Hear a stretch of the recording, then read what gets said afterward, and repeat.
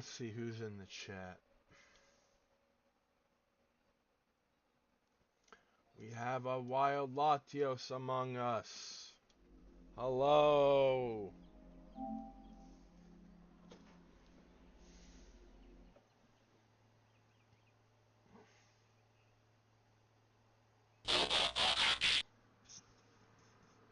Let me turn that down.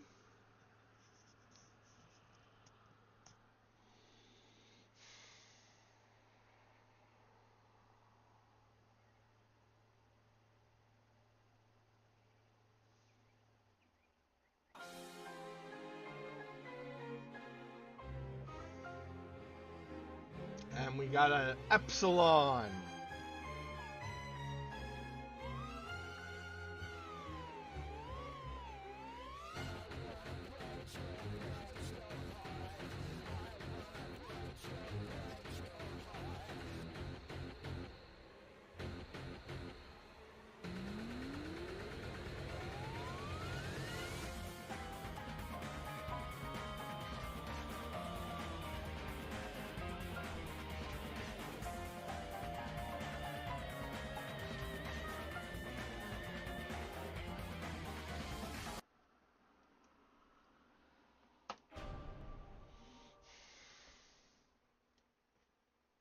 You're not late at all. I only just started.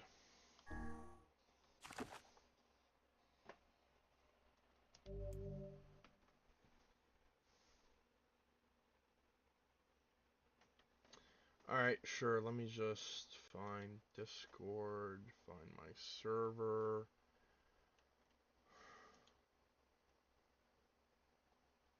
Hop into General. Willing and waiting, dude.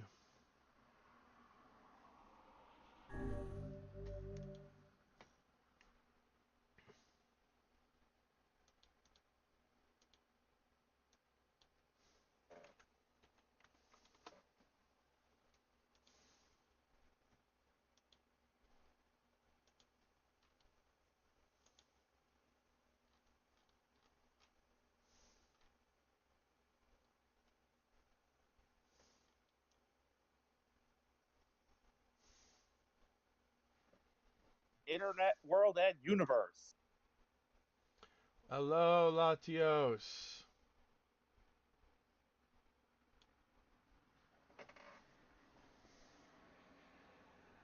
Yeah, that moment where I okay, you know how I am when I paint my Transformers. I finally got to the point where I was so tired of not being able to see Studio Series Cop's eyes. I just started painting them.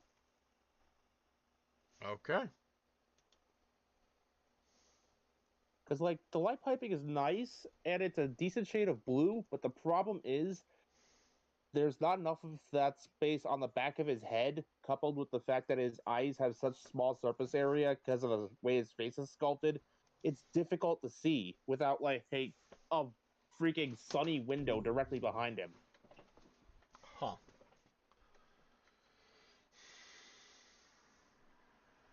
So Apollo I form. dug out the old light blue extra fine point Sharpie paint pen and got to work. Nice to both you and Epsilon, because he just shared his OC Rider's new form, and it looks great.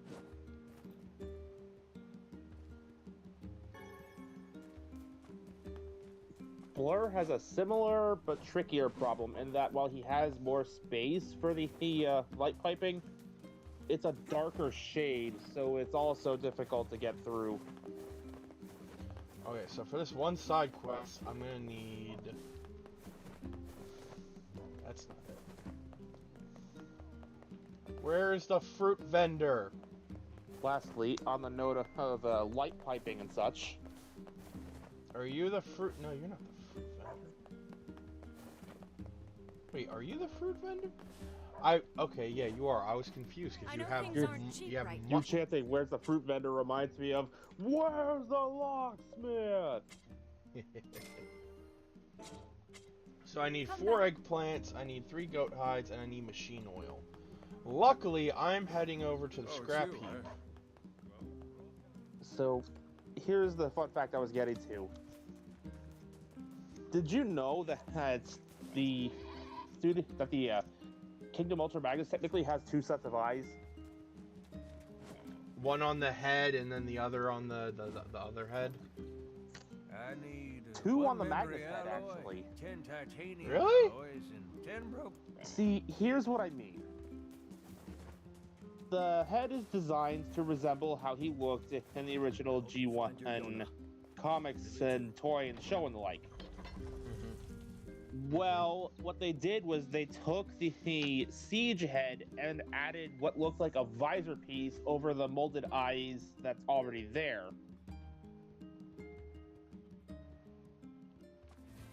Huh? So technically, he has the siege eyes there underneath the G1 more rectangular eyes. Interesting. If I could get a decent shot of the light piping in action, you'll see it, because like, if you get him up to the light, it's really easy to see. I'll be right back. Well, in terms of back to the stream anyways. Right.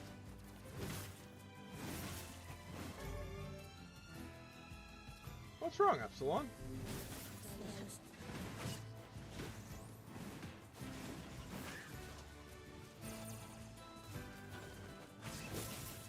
I saw the Oh. Also, Bear, I'm sorry for what I'm about to do. Sent. Uh-oh.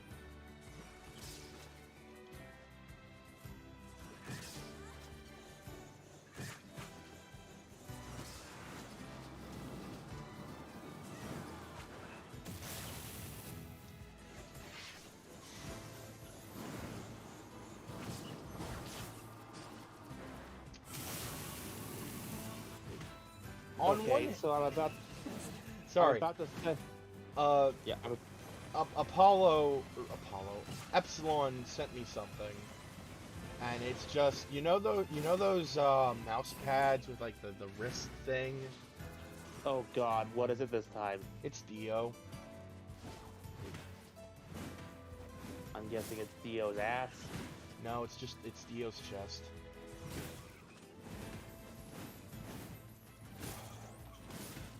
Well, I'm not surprised it exists, honestly. Neither am I, because I mean, like on one hand, like haha, funny joke, but on the other hand, it also makes sense because that man is jacked. So here's the Ultra Magnus head without the light piping. In a couple of shots, you could actually sort of see the eyes behind the visor piece.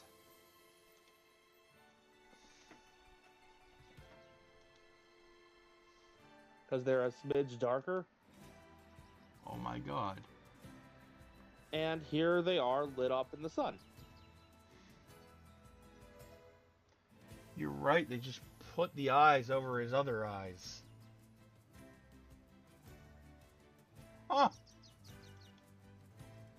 So if I'd wanted to, I could take a screwdriver, undo the head, remove that visor piece, and still have a functional set of eyes. Magnus is literally a four eyes. Magnus wears glasses confirmed. Now I gotta do a Hollow Matter avatar doing that. I'm thinking like policeman's uniform with the shades and everything. Oh. You know why he has glasses? The Cybertronian equivalent? Why? All the harsh lights from blaster fire. That actually makes a degree of sense. I know, right? Some optical damage. And considering he's like he's essentially like space cop, he gets into a lot of fights, I imagine.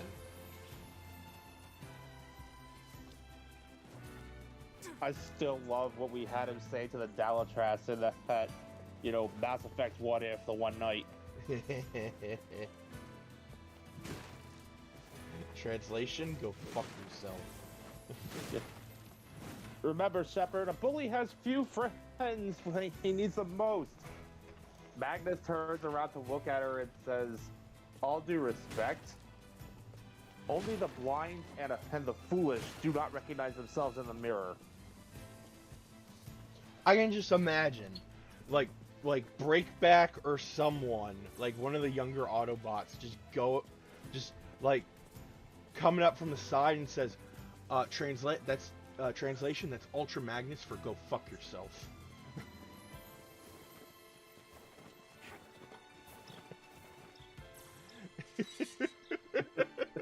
Because, like, Magnus is not the type to swear, G1 movie notwithstanding. I forgot about that. Damn, why won't it open? Man, there's gotta be tons of They machinery legit. here. Yeah, Like, but I don't know how much we here's can how- actually use. Like, you want to know why that line was so jarring? Oh, wow. Check this out. It looks brand Why? new. It was never Hey, be meant to be careful, there in alright? the first place. This place is dangerous. I'll be fine. Somehow, robots genociding each other didn't warrant Oh, no. the PG rating, Huh? which they were aiming for so they could get more showings. Look out! It's the 80s after all. Yeah. So, when robot wanton destruction and genocide didn't work, they added 2 swear words to raise the rating. I only remember Jacob! one. Where was the other one? This can't be happening. Jacob! Jacob! Look! It isn't even dented! Oh shit, what are we gonna do now? Oh! Oh! I remember now. Of the 2 swear words, Spice was more natural. Because, really, wouldn't you be saying that or worse when you saw Unicron just shake off an exploding moon? Yes. Personally, I would have gone for an F-bomb, but that's just me. Nah, if they'd done that, the movie would have had to automatically be bumped up to, like, PG-13 at lowest. Yeah. The junkie. Oh yeah, because Perhaps we should speak PG-13 to the movies, brothers. you can say fuck get one About F-bomb. once. this. Some movies turn that into an art form where they pick the perfect spot to drop that F-bomb. Others, not so much.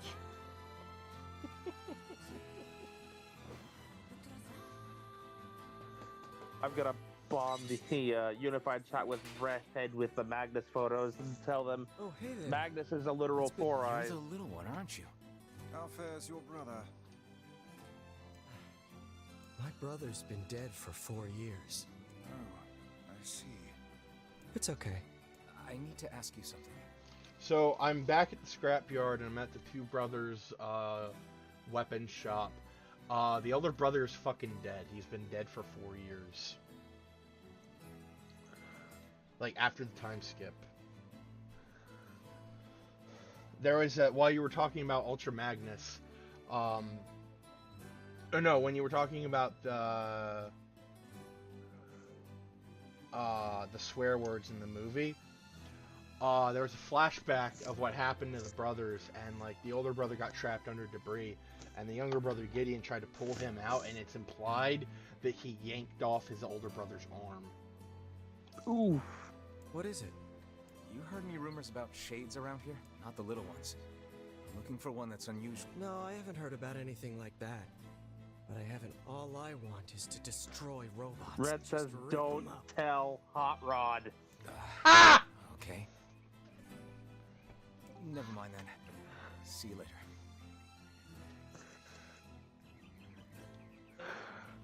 Did someone just join the voice Hello. call? Yeah, they did.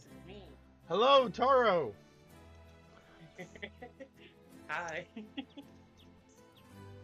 So, if you missed a chunk of what we were talking about, I was mentioning how the Transformers War for Cybertron Kingdom Ultra Magnus technically has 2 sets of eyes in his armored robot mode. Wait, Yeah. Because I they just recently took got the my hip. I original thought you Siege might get- release and added like a second set of eyes Yeah, over the it's first pretty one, beat up. effectively giving him I mean, shades. there's potential, but it's fairly powerful. Can you repair it? I can repair anything with the. If you'll fix it, I'll get the parts. Very square, rectangular-ish shades, but still. He's a 4 eyes. I'm gonna need some. Only the real big enemies on the So second. we basically Also, here's headcanoned the that pass- being effectively a space cop, Magnus wears shades I'm to gonna need protect only his the real optics from big blaster en- fire What? because he's What can I constantly help you with? chasing down violent criminals.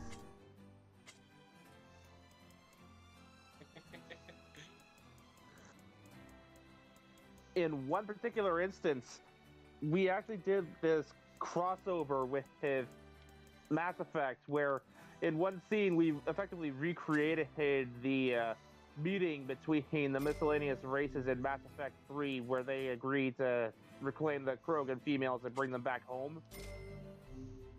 The Dalatras saying, "Remember, Shepard, a bully he has few friends when he needs them most." Come back. Then Magnus turns around and tells her, in a very Magnus way, "Go fuck yourself." Yeah, he says only Remember- only the and blind foolish or the fail to recognize themselves in the mirror. yeah, only the blind or fools don't recognize themselves in the mirror. And my response was, that's Ultra Magnus for go fuck yourself. Because, with the exception of one instance in the 1986 movie, Ultra Magnus basically never swears.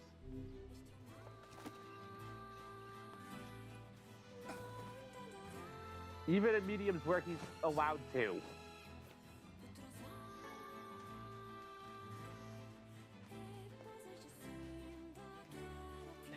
Hey, see. Yeah. Like, honestly, I loved writing that line. He turns to the Dalatras and says, "Only the blind and the foolish fail to recognize themselves in the mirror." And Excuse me. And I immediately recognized that as Ultra Magnus's way of saying go fuck yourself.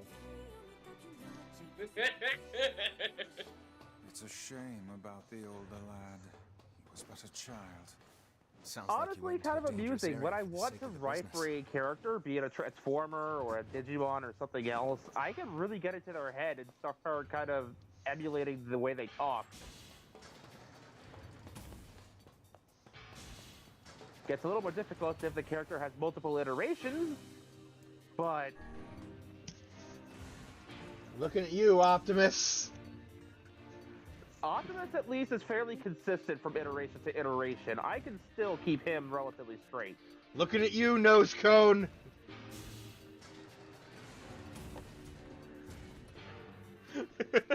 I'd say Needle Nose, but Needle Nose hasn't appeared in enough stuff yet. Actually, that was the one. That was what I was thinking of. I don't know where Nose Cone came Making from. his little brother happy would have been enough. That's what being an older brother is. No, there is a seeker named Nose Cone somewhere. There's also one named Nacelle. Okay. Tara, you trying to say something? I saw this. Well, I won't say watch.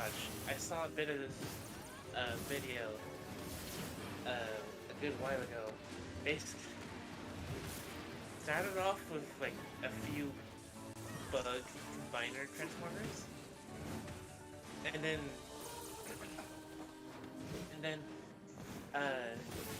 the guy who made the video edited it so that the bug combiners transforms into the shoe god.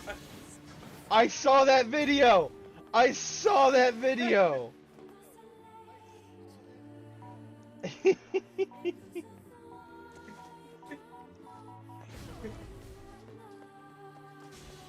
If I may, there's one other thing I've written that I'd like to share regarding King Transformers that's still on my mind. Go ahead. So, to bring up why this became relevant, I was painting some of the bots' eyes because their light piping just didn't work well enough for my taste. One of them was the Studio Series 86 Cup. For those who don't know, Cup is one of the older Autobots. He's an experienced war veteran that always has a story or an anecdote or a quick little tale about, oh, this reminds me of that when I went on back and thus such and such. This reminds me of the battle on Alpha 9, the Petra Rabbits were, Grimlock, get your noodle out of my face! Cup is also my Autobots favorite love war Transformer because he's an old grizzled war vet. So, there was a scenario I wrote where, yeah, what if a Hot Rod interfered but Optimus didn't die in the movie? So I had a scene where the two of them basically talk it out. In context, it's been 6 years since that event. The boss is still rebuilding Autobot City because the Decepticons really trashed it, and there is only a handful of Autobots left on Earth right now.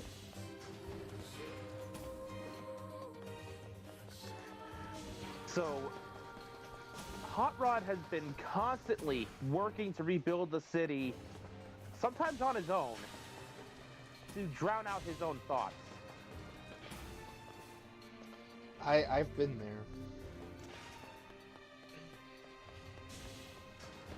Cop eventually he realizes what's going on and starts talking to him. He lets Hot Rod make the first move because, well, I'll get into why later, but Hot Rod asks him, you've been a soldier for a long time, right? That's right, lad. Have you done anything you regretted? Lots of things, lad. It's war out there. Are there any that you still regret? A few. Hot Rod had noticed that Cup doesn't really strike him as the regretful type. And Cup lets him in on a little bit of life advice.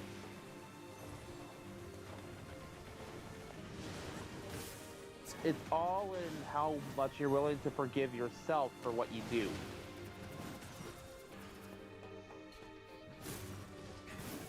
Hello? Hello. We were listening. We were listening. There was a minor lag. There was a minor lag spike. So, yeah. He tells Hot Rod it's all in how much you're willing to forgive yourself. But you can't really start to forgive yourself if you don't give yourself time to process.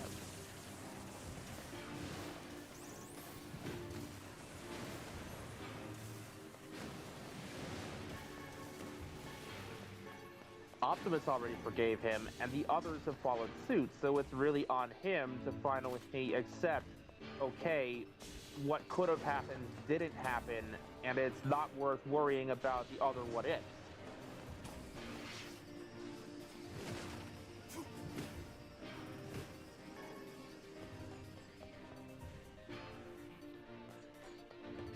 Hot Rod actually listens and starts to take some of this on board. Cop sees this going on and, patting him on the back, says, come on, let's go to the break room and get some energy on. I'm in a storytelling mood. Hot Rod muses, you're always in a storytelling mood.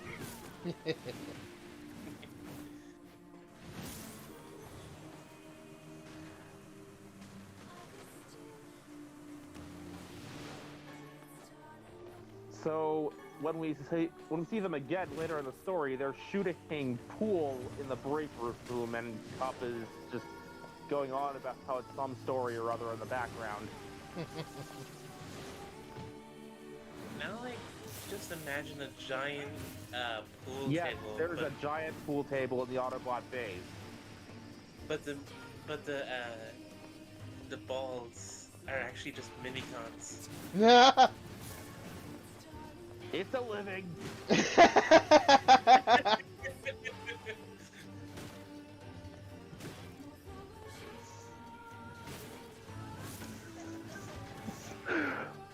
But yeah, no, I imagine these are more or less custom-made balls for the game, considering Transformers are kind of huge. Fair enough. I can just imagine like the company that like manufactures pool balls, or just like they get an order in for like Autobot like Cybertronian sized pool balls, and they're just like, yo. Compared to a human, these are basically solid iron balls, roughly the size of a beach ball. I would have thought they would be bigger. At smallest, the size of a beach ball. Honestly, they probably would be bigger.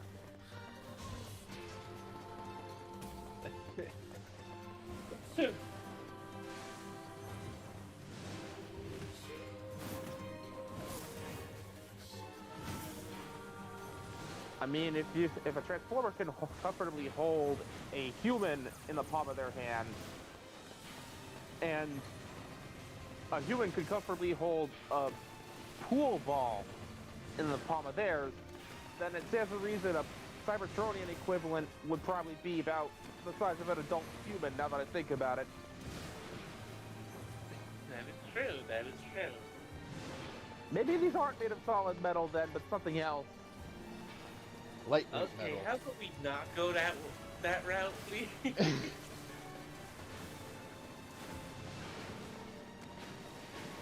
Or at the very least, they have some kind of rubber coating on the outside.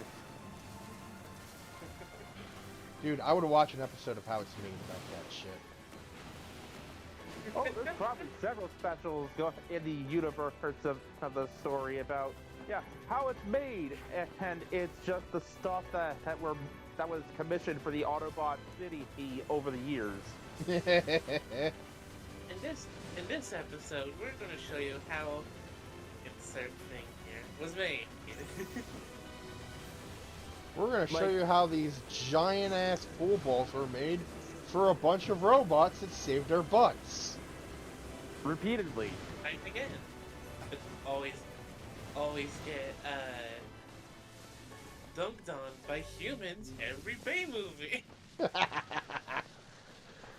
I hate those movies so much. I acknowledge they have a place in the fandom, and I respect them for bringing Transformers more to the mainstream, but those movies are absolute garbage. The first one's good, but the quality starts to sink with every sequel. It's not until Bumblebee that it gets good again. And apparently Rise of the Beast is starting to get into trouble. Already? Already. Why? Is it even out yet? I don't know yet. I haven't really gotten into investigating, but evidently it's already in trouble. It's not out yet. It's not coming out until June.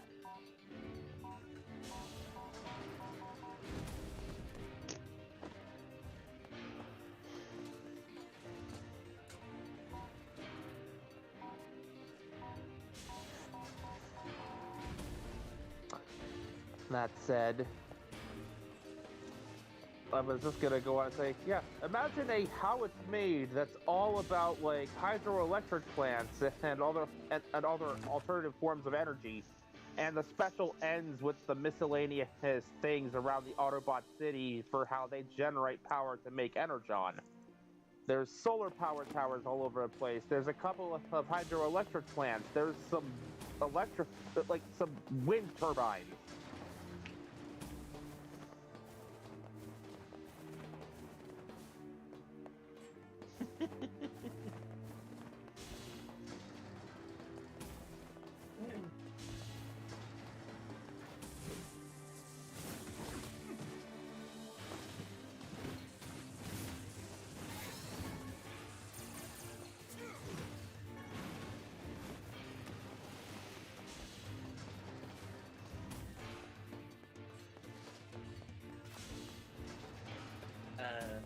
Latios, you wanna hear something funny that happened in Duels while I was Sure.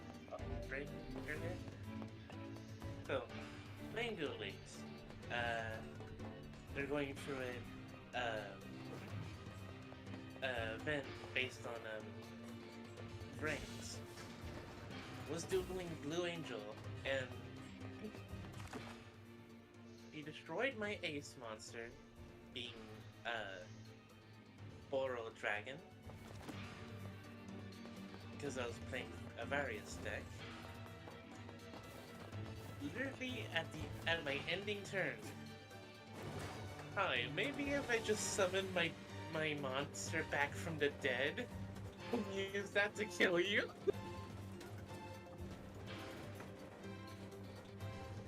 And no, I did not use Monster Reborn or anything of that sort.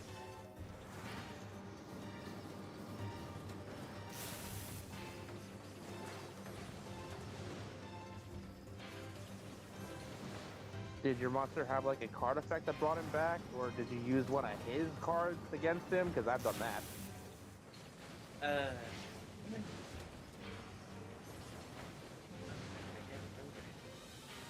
I can't remember. It's Like, there was this one guy who was using Mausoleum of the Emperor along with a deck to, you know, work around that. I used his own field spell against him to summon a Blue Eyes White Dragon and a 6-star dragon monster.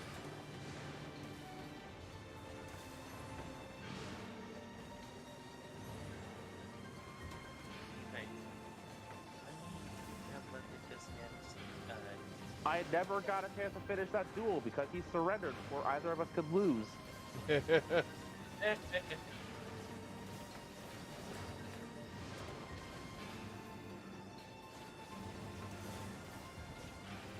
the thing is, I was losing. I was losing. He was ahead. I only just realized I could use Mausoleum of the Emperor, like, as much as he could.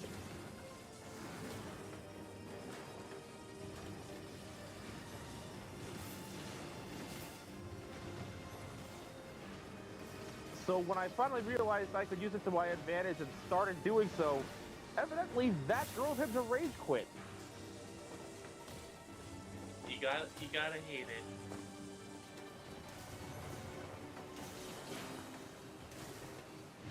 Like, this is why I am always wary of field spells I could use that would also benefit my opponents. If my opponent can access the effects that my field spell grants my monsters, I am always gonna look at that with eyes of suspicion. Like, okay, this is gonna be tricky.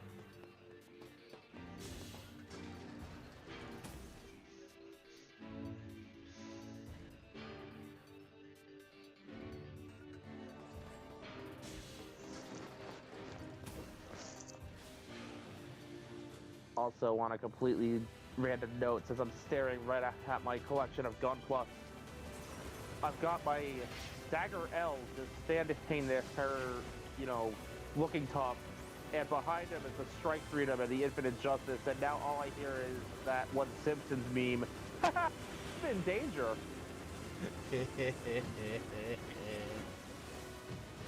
I love that meme.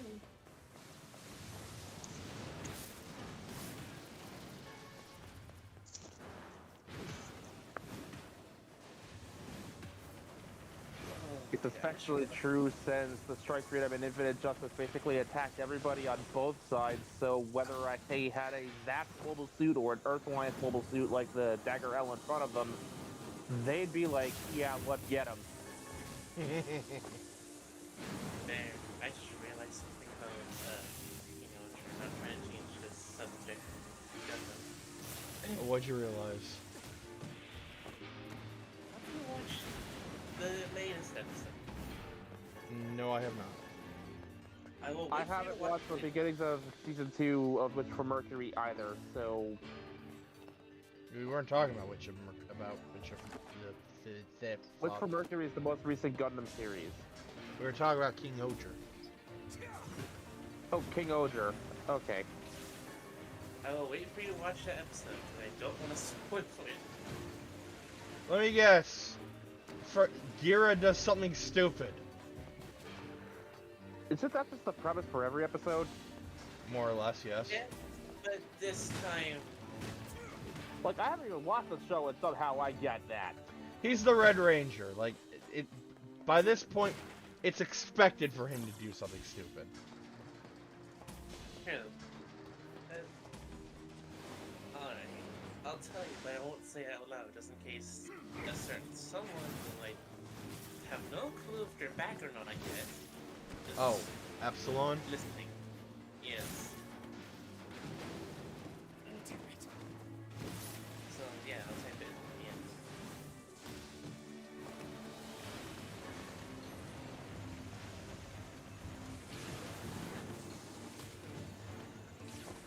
Okay, so here's another bit from that fanfic I was writing. So the Transformers fic I was referencing, it's more or less, it has events from the G1 timeline, but it is its own universe.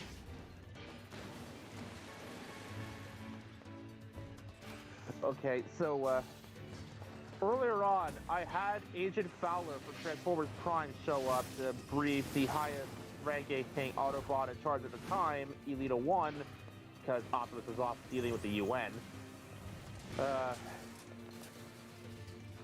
On what's going on out in the farther reaches of the galaxy.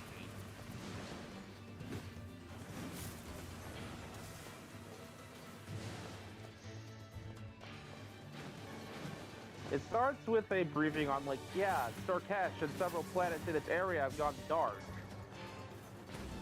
And nobody can contact any of the colonies for either world, so we have no idea what's going on. All we know is that the planets have basically vanished and the stars in that area have all gone out. They look at a galactic map and, like, it's just like a There's a big black splotch. Yep.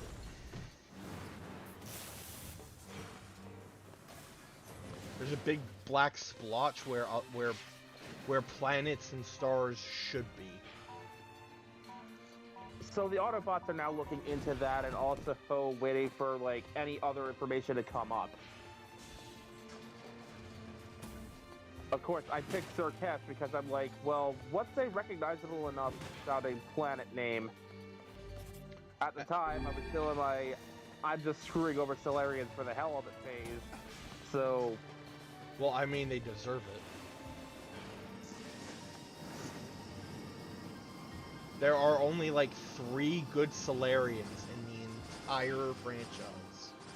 One of which only exists in Mass Effect Andromeda, which is already a spin. Wait, hold on. Sorry, I meant 4, because I forgot that the Counselor, after you save his life, is actually a pretty decent dude.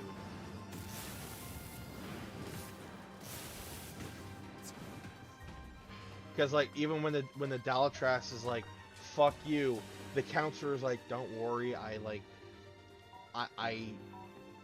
took some units. Like, don't worry, you'll have Solarian support. You're not all blind to your struggle, and we're not all assholes, so I'm going to send you some help.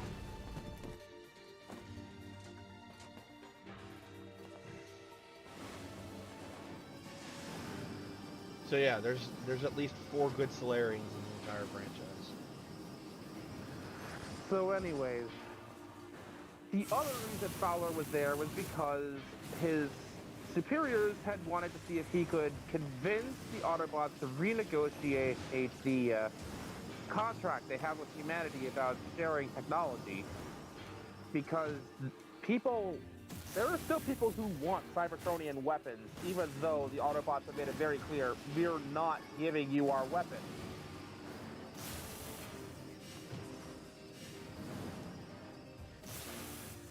I mean... Fowler, honestly, isn't any more of a fan of this idea than Elita 1 herself was. And when she asked him about it, he says, look, we just barely escaped having a cartoon president nearly starting multiple wars with both other humans and aliens. We don't need these weapons. I like to imagine that Fowler is like an ancestor to Captain Anderson. Maybe. Like when I dropped the line cartoon supervillain president, and Bear just started laughing. He knew who I was making fun of. It would have only been more obvious if you had mentioned a Cheeto. I will never call him a Cheeto because that's an insult to the snack. I like Cheetos. Anyway, send that answer. Alright, I'll take a look at it when I am not fighting for my life against big robots. That's fair. I've also spoiler tagged it just in case you want to wait for the episode. No, like, spoilers are, like, I react to spoilers differently than most people, because, like, if I see a spoiler, I'm not going to be like, oh, man, it's, now the surprise is ruined. I'll be more like, looking for hints to it, yeah. I'll be more like, oh, now I got something to enjoy. When this part comes up, I'm going to have my popcorn ready. Well, it didn't spoil too much, at least.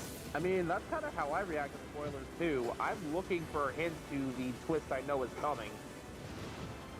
It was actually scientifically proven. People who are spoiled end up paying more attention to the thing and get better satisfaction out of the spoiler. So, suck it.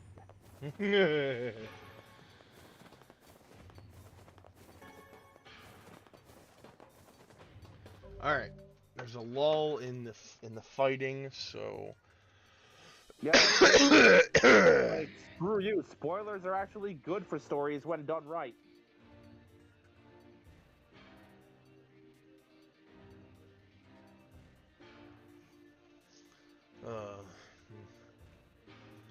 let's see.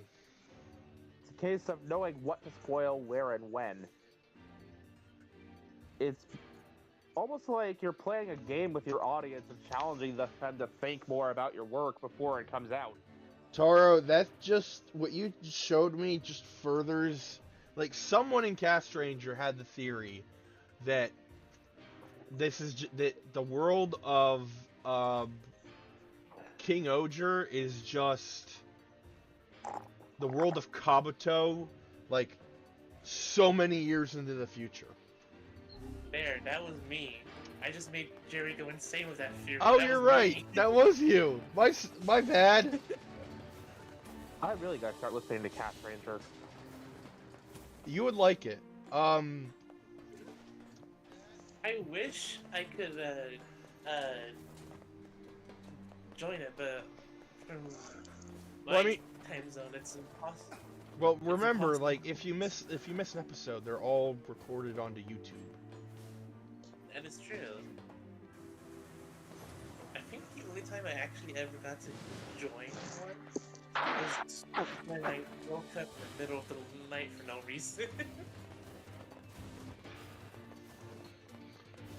So, Latios, if you want, I can try talking to the what's the term? The admin. I don't necessarily want to be a part of it. I just want to, listen. Okay.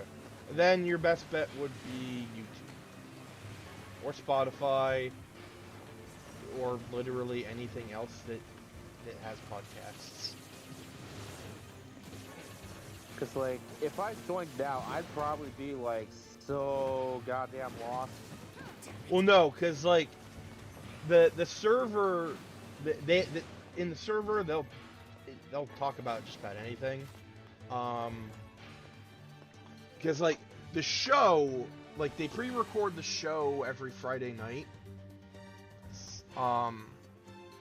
But on the server, there's, like, the community just gets together and just does whatever. Like, there's different channels on here, like the community section where you can show off,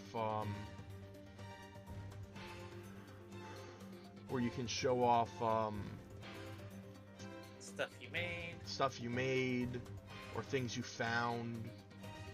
I'm almost scared to go. If I did join in, I'd start giving, details of the Dark Factory.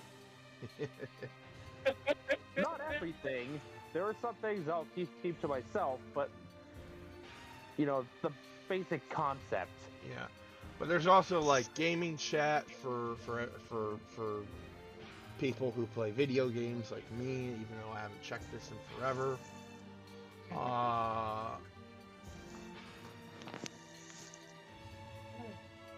There's also a Fur Babies channel.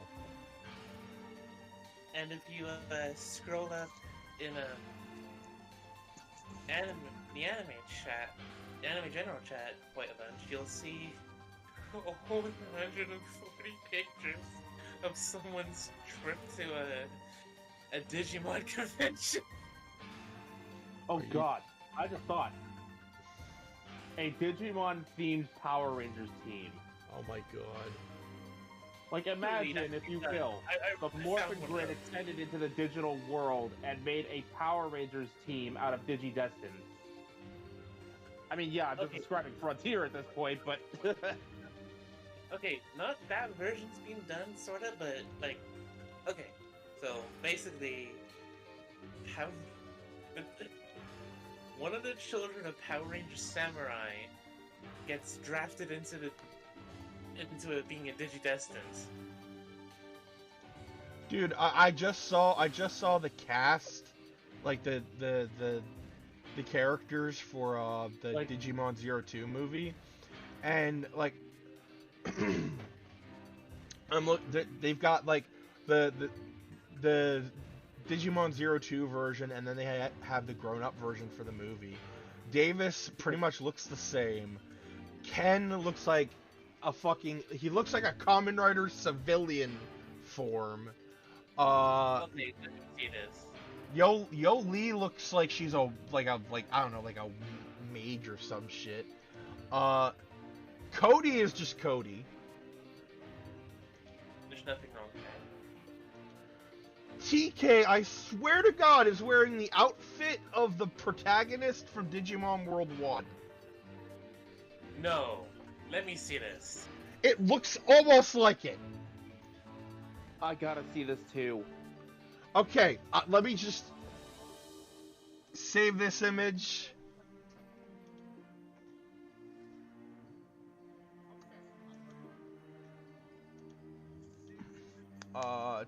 Discord. Well, I was already on Discord. What am I doing here? Walking away from the stream for a moment to check the Discord so I can see this thing.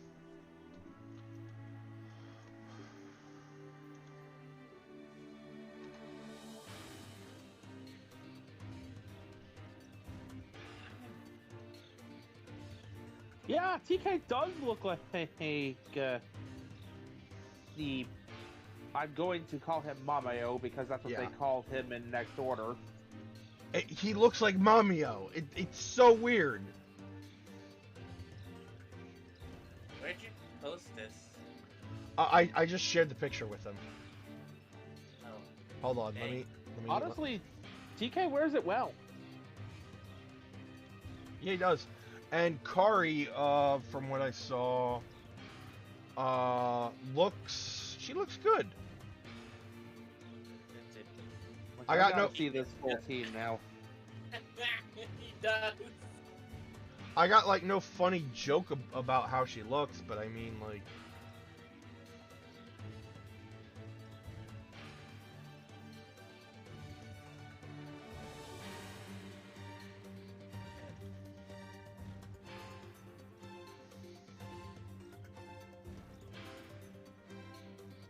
Actually, she kind of looks like the protagonist in like a J-horror film.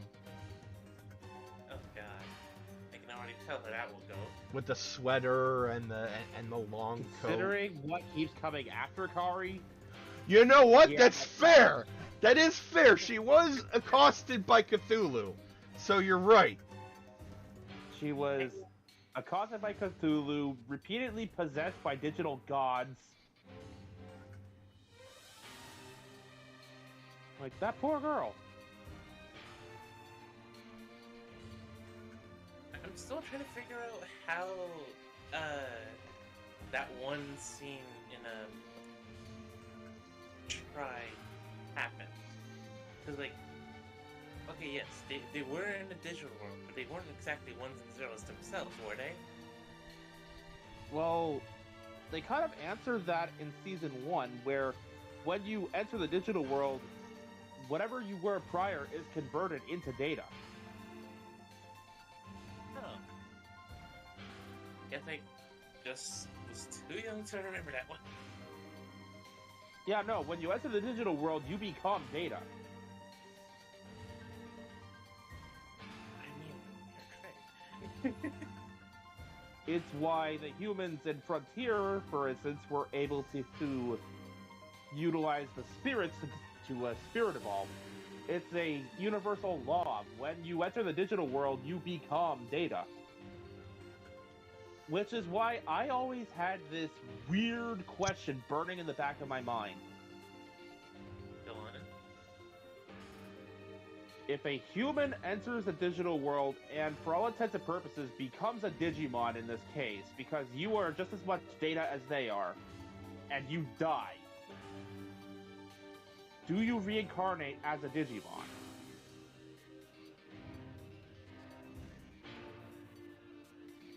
Because remember, Genai was much older when the kids first met him in Season 1, and when he comes back in Season 2, he's a lot younger.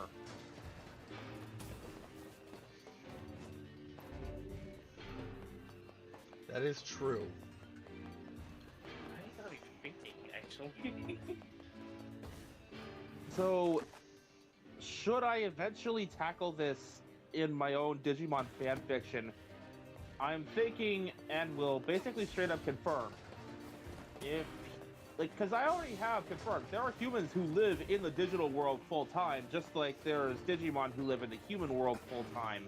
Now that the worlds are just connected enough, you can commute to the one for work every day.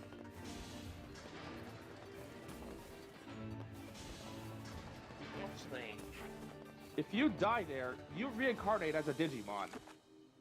actually, now that I'm thinking about it, Gemini does look like an older version of Marcus, doesn't he?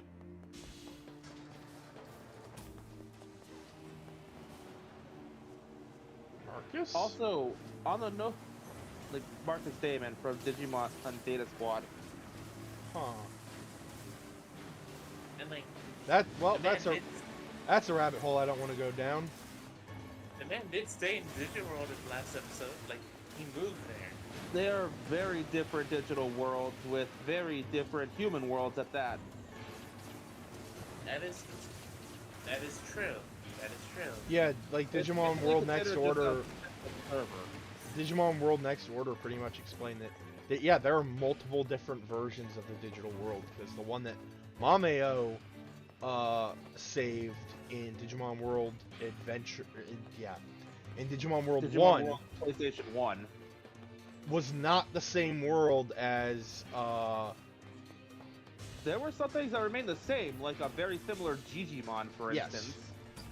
and But a they little are different servers. village that had to have more villagers in order to grow. But other than that, like, it was not the same place that he had saved. That is true. He even That is noted a few locations were similar to ones he'd encountered, but still different. No, I was just thinking, because, like, they do Like, look awfully similar. To clear this up, the digital world has multiple servers, which are effectively different copies of the digital world with different variables. Okay. And each one is connected to its own version of the human world in its own reality. Digimon did multiverse before a lot of things. Take that, Doctor Strange. Which is why we get, say, Ken's brother, who was in the WonderSwan game.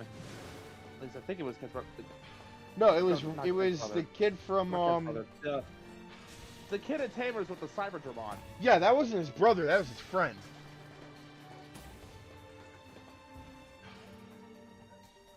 Thank you. Because I'm pretty sure Ken was an only child.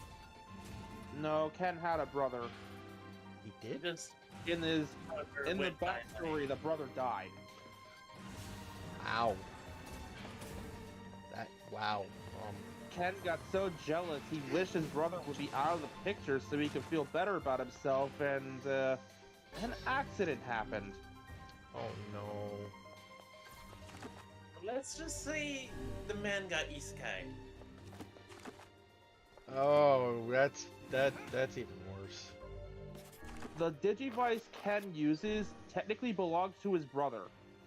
Oh no, it's a Ryuki situation! Oh no, it's a Ryuki situation! I heard that from here. Holy shit.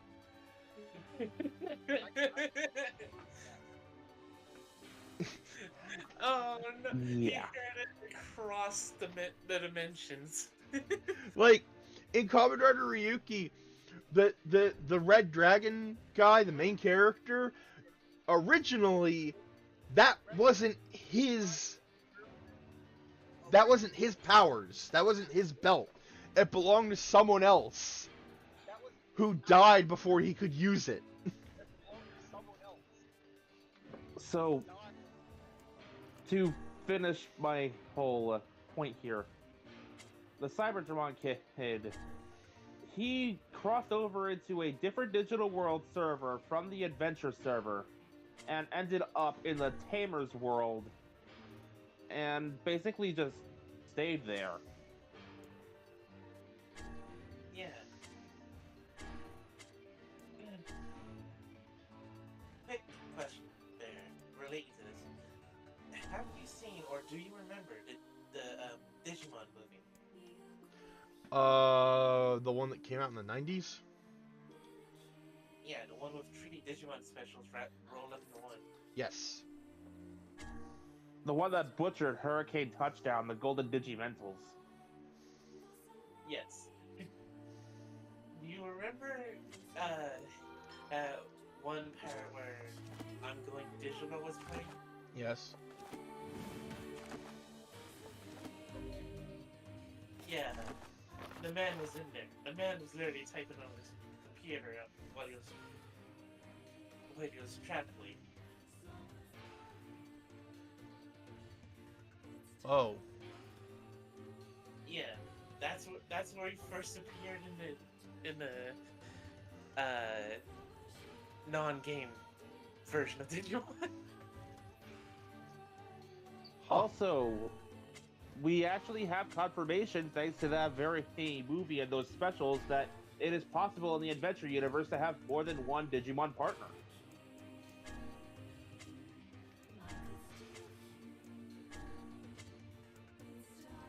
So far, there's only been one example of this, but it is possible. I'm very happy that we got to see that said Digidestin and his 2 characters in Kizuna. It was, yeah, I haven't seen Kizuna, and I kind of refuse to watch it, because sad. But it is nice You're that they gonna still... need to if you're gonna understand the upcoming... Look, if Agumon and Gabumon and Biyomon come back in that movie, I will watch it. I hope so, because Biyomon especially, her leaving is just depressing. Agumon and Gabumon went out swinging and showed their ultimate bond to their humans. Biyomon effectively left because she felt she wasn't loved anymore.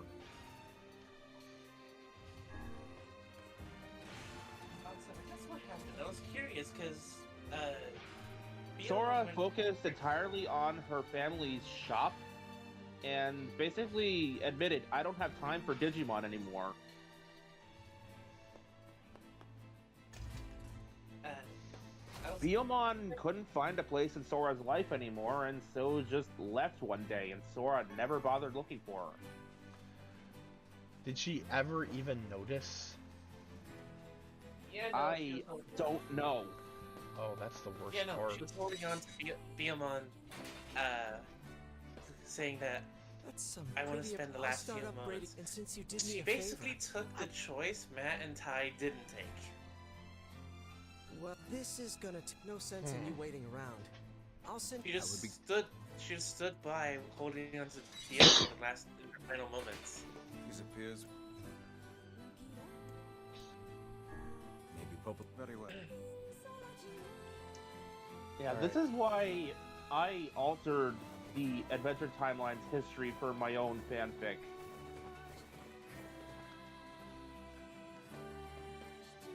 First off, I completely retconned the ending of Try.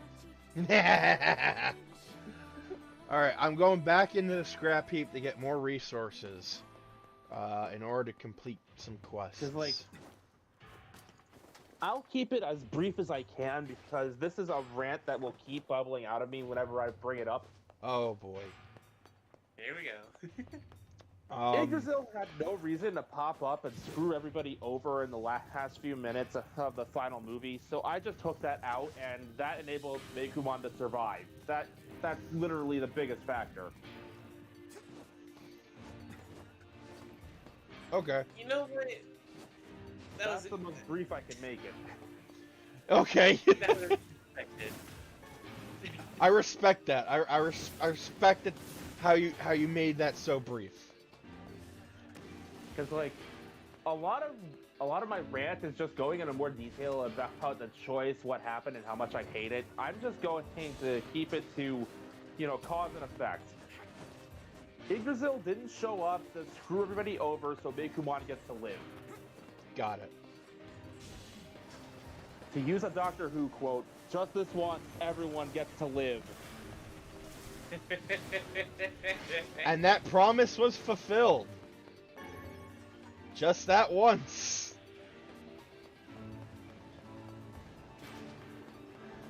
Oh. With Meikumon staying by Meiko's side, they lived a very happy, long life, and Meiko eventually found a way to use her bond with Meikumon to essentially make money on a YouTube platform. Oh my god. Meikumon cat videos? Meikumon cat videos. The very ones your character pokes mine for watching at the... Oh at the- yeah, the how to take care of your Meikumon videos. You spent the entire night watching cat videos? Man, literally pinned the Benson for the entire night.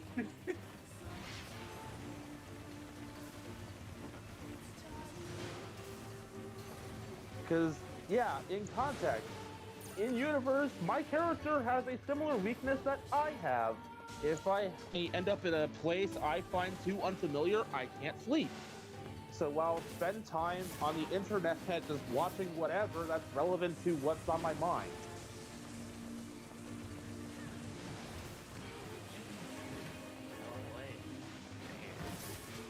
In that particular case, my character was watching videos of how to take care of a Meikumon because he literally just got his Meikumon partner.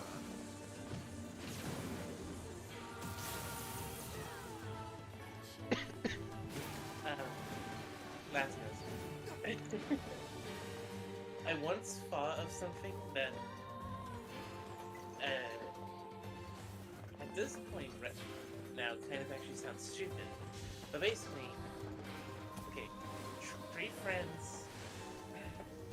There are no stupid questions or ideas here.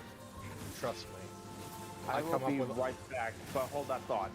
I come up with a lot of dumb ideas. There are no dumb ideas. I will be right back. Hold your thoughts. I'll say it again. Basically, three friends find themselves in this sort of cave. On the cave are all of the the symbols for all of the Digimon crests. I can't remember if I had them touch these symbols or they just glowed. But basically, later that night they wake up in the digital world. Okay. In the bodies of Digimon that represent the crest they saw or touched. Interesting. Uh, See, when you said 3 friends, I swear I thought you were going to say found a haunted mansion.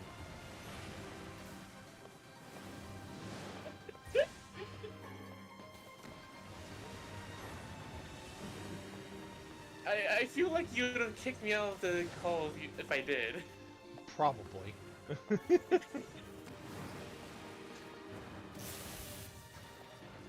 Anyway,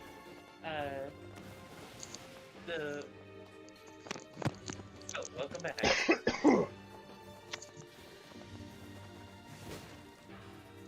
Okay, I'm back. So basically, as I was saying, 3 friends,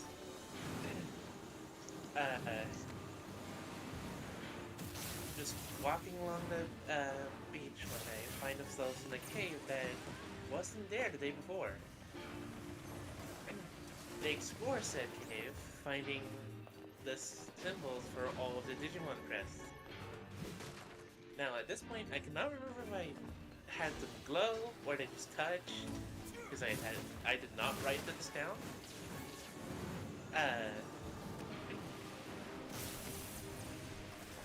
Either way, when they went home and went to sleep, those crests affected them in a way that I find funny. That being, they woke up in the bodies of the Digimon that represent those crests. Alright. And for the Digimon that were originally in those bodies, they woke up in the respective human bodies. Oh no.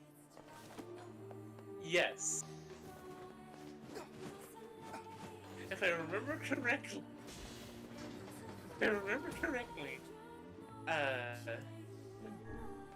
one of them, one of the Digimon in human form, decided, oh hey, what's this? Cosplaying? I guess I'll try that out. Became an internet sensation.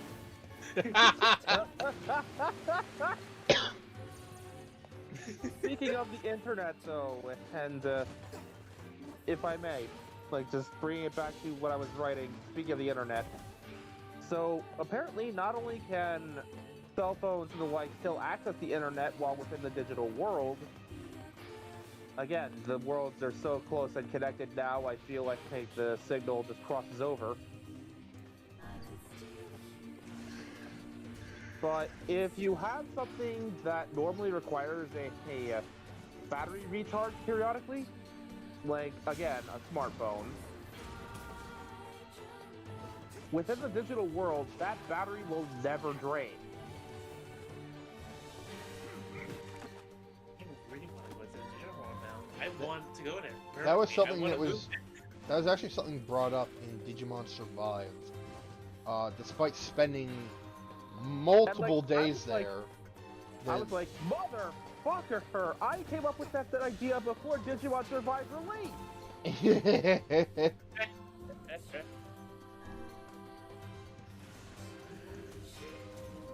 I was both enraged and overjoyed because I basically had concrete proof that my theory worked. I once came up with an idea for a Sentai team whose powers were derived from crystals. And then fucking Kira Major came out later that year.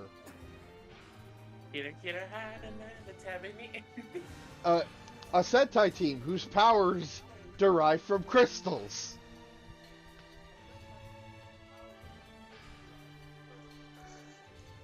So I looked at the team I had come up with, and I'm like, well, fuck this. When I was younger, I can't remember what I said, but I believe it was on the lines of something comrade or something dead. A few years later, oh Natty, the guy email or text that's actually well. Oh my god. So, yeah. Would you like to know what happens to each of the adventure kids in this timeline? Since I already brought up Mako. Go on. Then I'll continue. Well, Tai and Mako eventually did get married and have a son. Tai also managed to keep Agumon because Last Evolution did not happen in this timeline. Thank you. I also noticed that you finally resolved that love triangle. Thank you for that. Yeah, Sora and Matt are married. Instead of being an astronaut, Matt actually makes his living exploring and mapping the digital world. You know what? That's nice. I don't know why I sound so confused there, but that's actually nice. Like, originally they turned him and Gabumon into astronauts, and while the idea of Gabumon in a spacesuit is adorable and hilarious, I kept it with something a little bit more feasible in the timeline I was setting up. Honestly, I just thought Matt would stick with music. Yeah, so did a lot of other people. There, you gotta stop blowing yourself up. We don't want another Mass Effect incident, do we? Wait, what do you mean blow myself up? You picked up bombs and almost blew Oh. yourself up. Oh, once yeah. Yeah, I forgot about that! I fucking threw a grenade in the Citadel! For the most part, Hold on, Latios, let me get through this, please. I Yeah, threw I'll a let you calm grenade. I threw a grenade in the Citadel, right? Because I misclicked a button. I was trying to put my gun away. I finally managed to put it away, and then I was walking away, and the grenade blew up on its own right in my face. Oh, I love that. I clipped that. Actually, I still have that. Oh, that sounds hilarious. It was, especially because Chocobo was there, and he was like, "No, put the gun away." And then I was just like, "There, I put the gun away." Oh!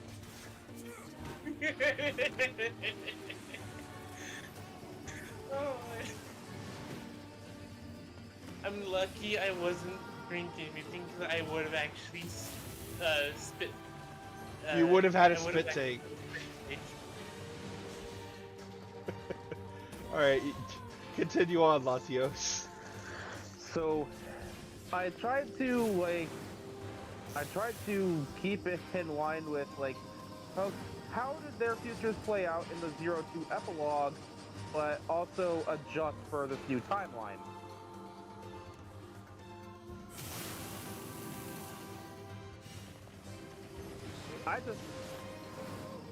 I forget if Mimi specifically had a cooking show or not, but I just kept her as a TV star. It seemed to fit her. Yeah. I think it was a cooking show. While I initially shipped Mimi with Joe, considering she flat out told starts Izzy and her confess to each other and try, and since I only really altered the ending, I'm just working with that. She is married to Izzy, and they have a successful tech company alongside, Mimi's career. Oh no, I'm just remembering the Digimon Triumph Orange episode. I don't know why, but I'm suddenly reminded that Izzy was adopted.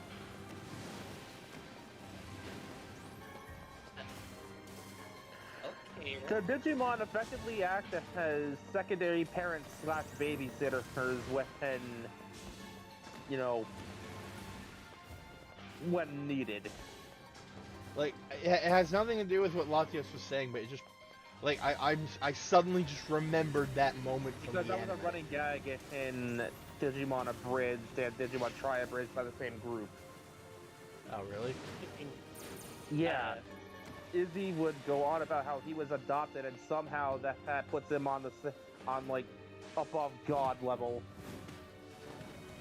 Max, get your own island for this.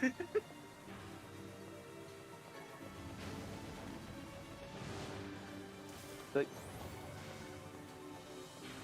he was basically trying out a bow tie and thinking, if Matt Smith was wrong, I will destroy him. Mimi tells him that he looks like a dork, but in a good kind of way. It's cute. Matt Smith, you shall receive an island upon which to propagate your truth. I love that very much. There are only two things that, there are only two guaranteed constants in this world: death and Mimi. To defy either is to defy God.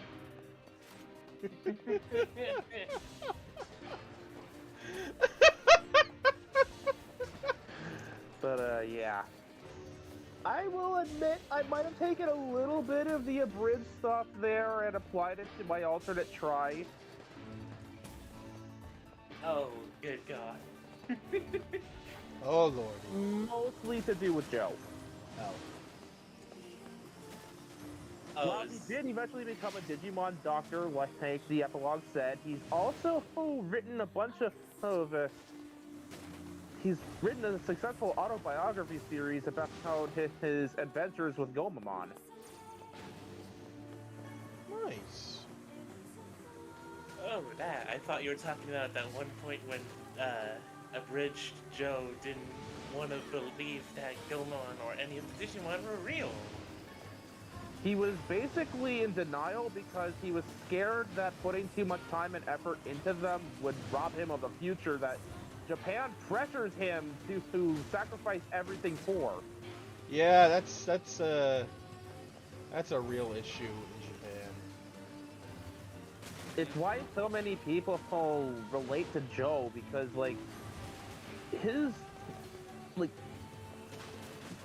his problems are so tangible, it's distressing. Mm-hmm.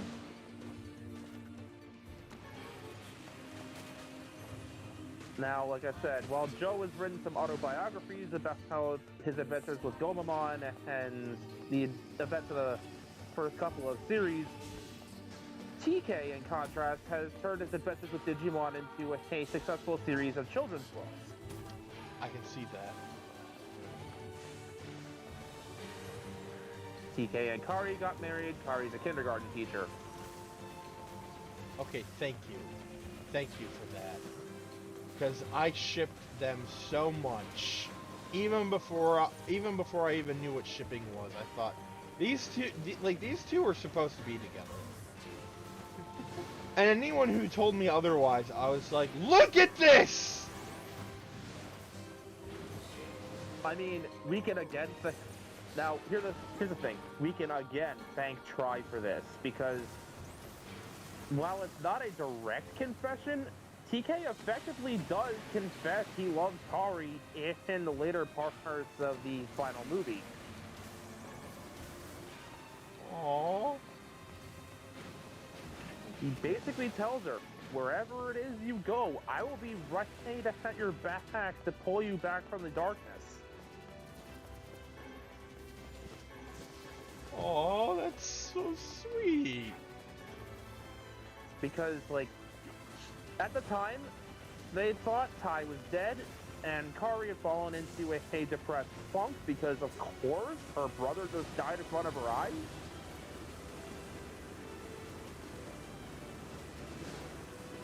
That's fair. And that depression is what caused her Nyaromon to Dark Digivolve directly into Ophanimon Fall Down mode, and basically resulted in the creation of Ordinamon.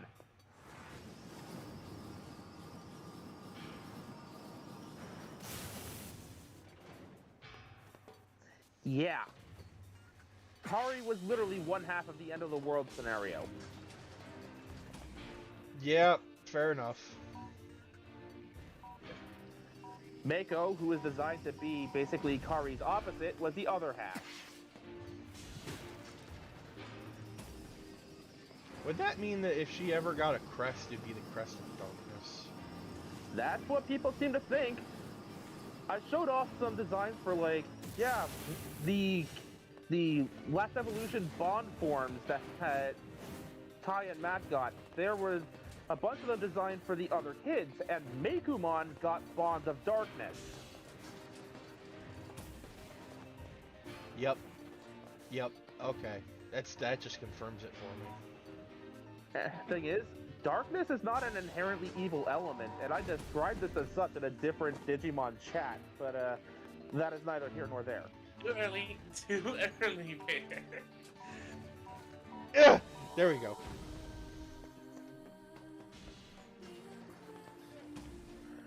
Listen, it's fine. It's fine. You gotta stop doing this though. This is the Like, first time you've blown yourself up in this stream alone. Look, you can't Like- see my health bar, but it's fine. Look. Like, I'm just gonna flat out say, I was damn it. considering doing, like, custom crests for each of us. We have our own armor or evolutions based on the, Look, see, my health is fine.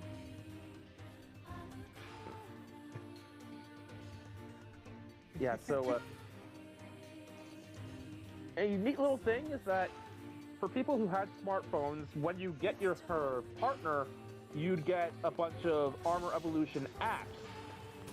Because the Digi-Eggs were stored in a place that had a rudimentary connection to the internet, so they slipped out and basically digivolved themselves.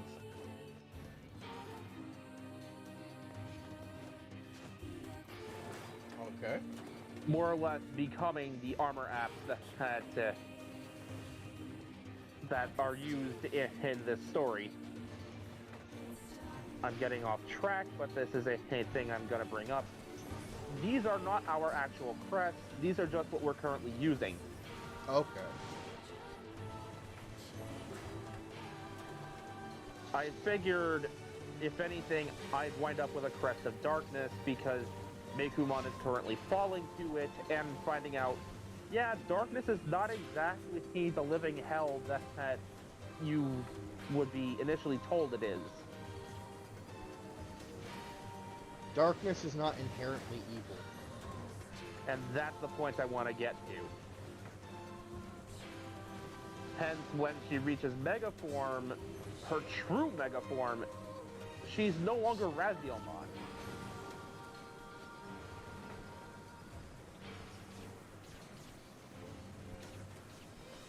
Instead, we get Freymon. Named after a Norse goddess. Love it. Yeah.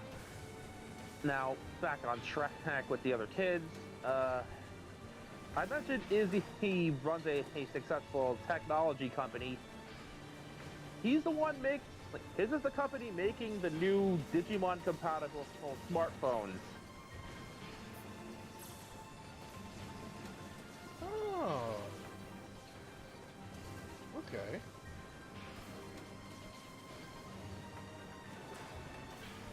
It's so, yeah, if people need to Digivolve, you can Digivolve. If your Digimon needs a place to heal and recuperate inside of, you can do that. If you need to store other materials your Digimon needs to Digivolve, you can do that. The only limitation is that you can't Digivolve past Champion.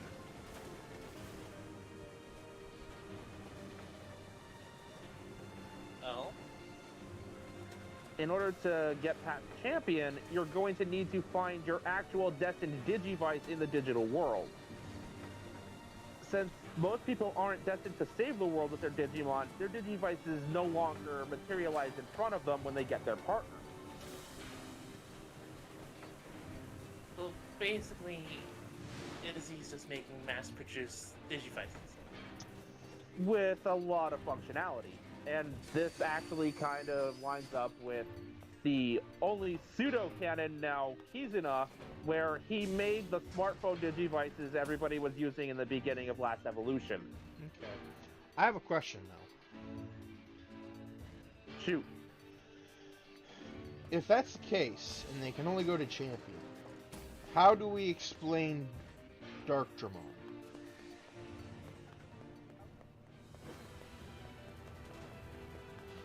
Well, I can only assume your father had gotten his digivice from the digital world at some point. Okay. Because you had mentioned that, and my thought process was, wait a minute, Dark Dramon's a Mega. Yeah, so if that's the case, then he got his digivice at some point. Okay, fair enough.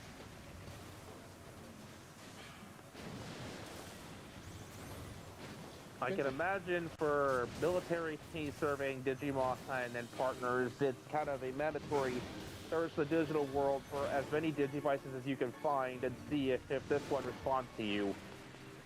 Right.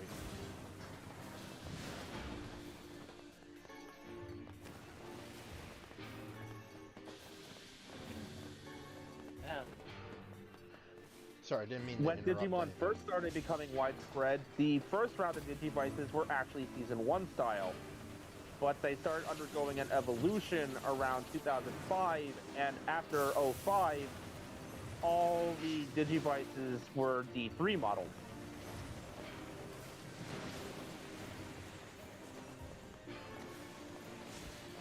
Because just like the Digimon themselves, the digivices are digivolving. Eventually, they'll evolve into another, even more advanced form. Are you kidding me?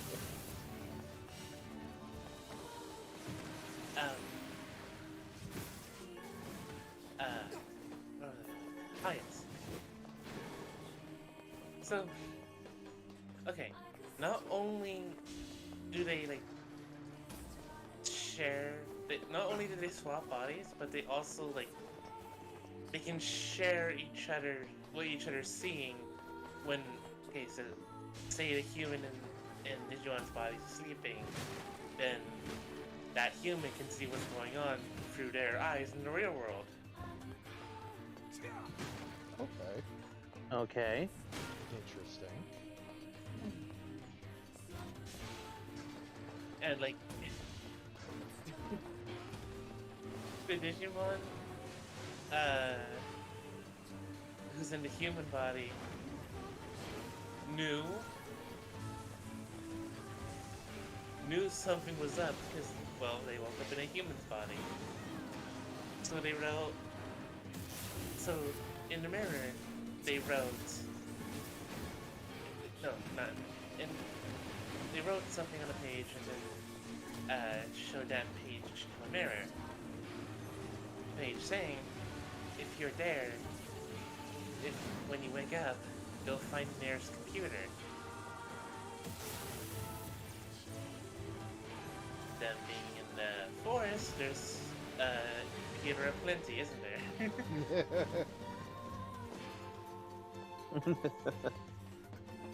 So you get to a computer, and then for the rest of that night, it's just the Digimon telling the human every single, well, not every single, just the basics of what they could do. So they knew how to defend themselves just in case, I don't know, a Lady Devimon shows up.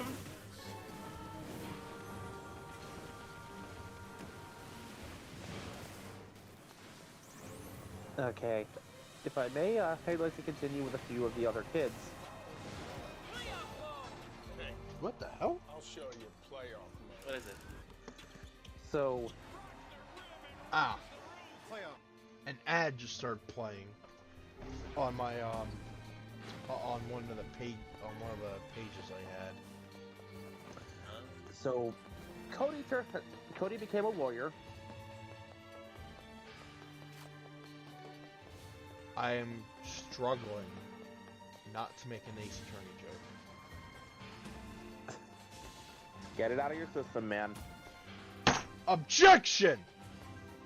Overruled.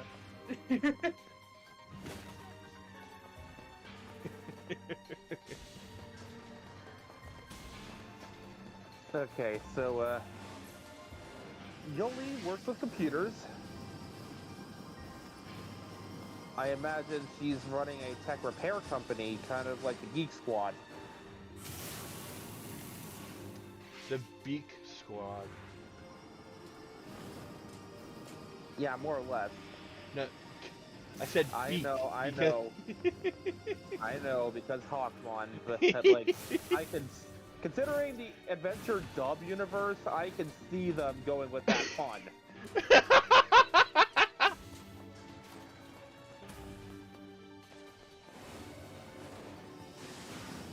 And their mascot is Hawkmon wearing big old geeky glasses.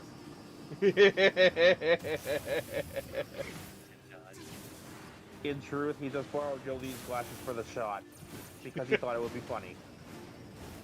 And he was correct.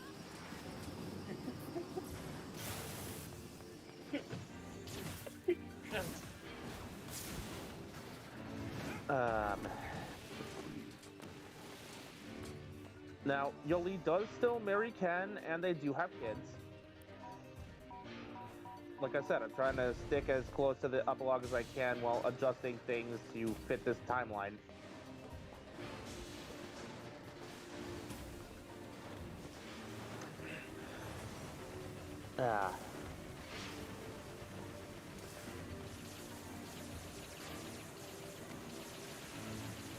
Ken founded Digipol.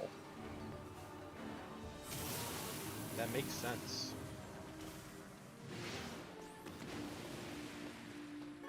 This way, they can protect humans and Digimon and keep the peace.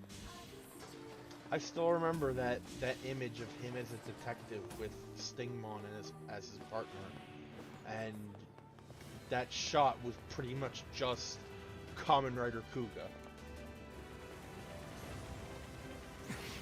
I hate that you're right, actually.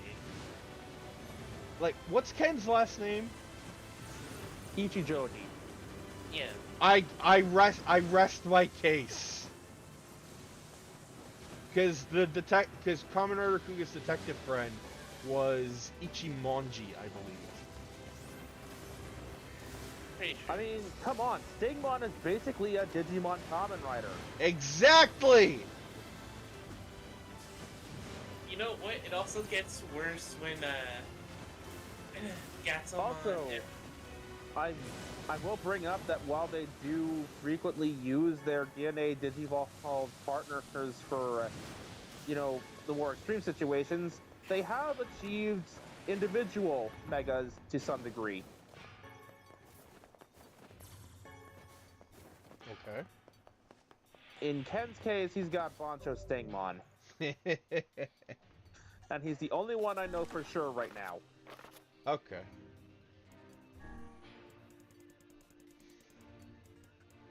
I'm honestly considering giving David his All Force Vidramon.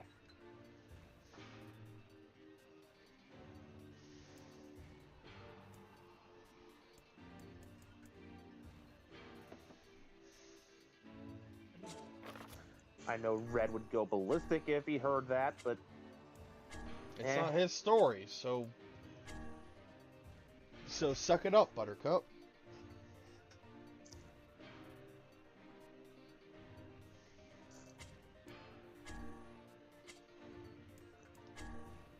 I don't know about how the others yet, so moving on from their megas to just go back to careers.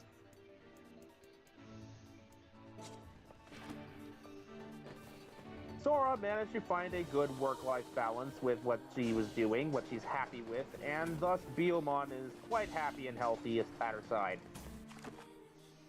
Good.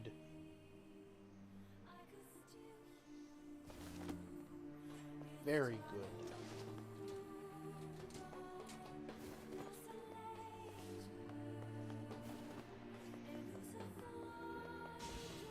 see, who did I miss? I mentioned Ty keeping his whole ambassador job, I think.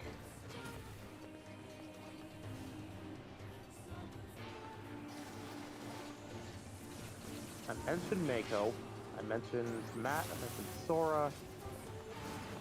Izzy and Mimi. Joe. DK Kari.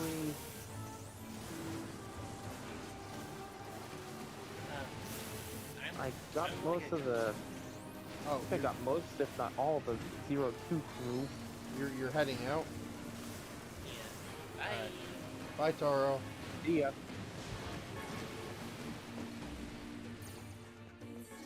Yeah, I think I got everybody, actually. Did you mention Everyone I could- Davis? Oh, right, Davis. He runs a successful ramen business. Okay. Because, like, I kept thinking, like, wait. I don't think he actually mentioned Davis. Davis runs a successful ramen business, and there are stores all over Japan now. Nice. He himself mans a cart that he just kind of wanders with his, but there are stores all over Japan, and soon they're gonna spread internationally because evidently Vmon is a good businessman. I mean, who would have thunk?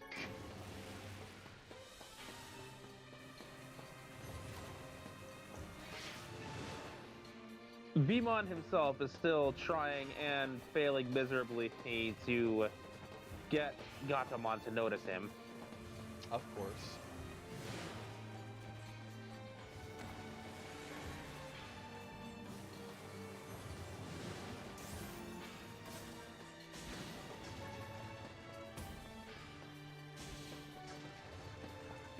Weirdly enough, Gatomon seems more interested in Mekumon.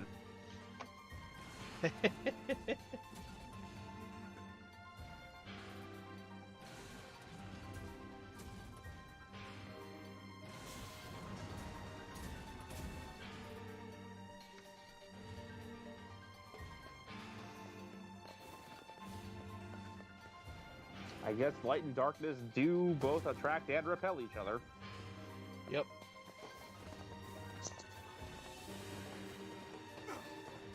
So, alright, you had your chance to rant. So, I'm gonna buckle up, my friend. Here we go. Alright, so first of all, are you familiar with the anime Familiar of Zero? No. Fuck.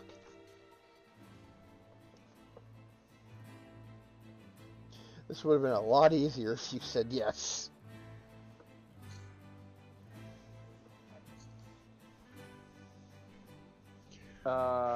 Why do you need a human being, Epsilon? Oh shit, he's back? Hey! Yeah, why do you need a human being?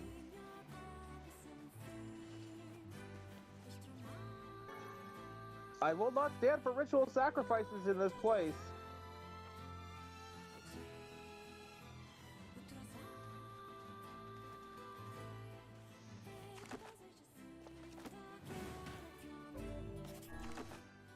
To eat their limbs and tear off their face. No! Where'd I put that spray bottle? No!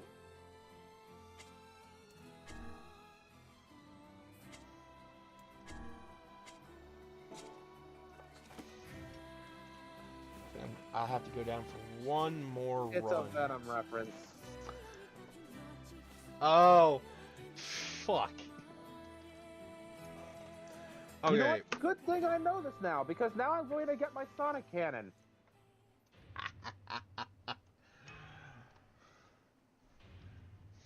There's a bunch of Zubat that live next door, and I'm sure I can get them to scream at you. So, basically, what I was gonna say was that I have a story idea for Familiar of Zero. Basically, what if I mean, like this is like if you look at the Familiar Zero fan fiction, huh? Epsilon proceeds to leave through door. Joke's on you, Epsilon. I set that door on fire. Proceed there. Basically, the idea behind Familiar Zero is that the witches and wizards of I forgot the name of the land, but the country's name is Tristan. They perform a ceremony at their magic academy.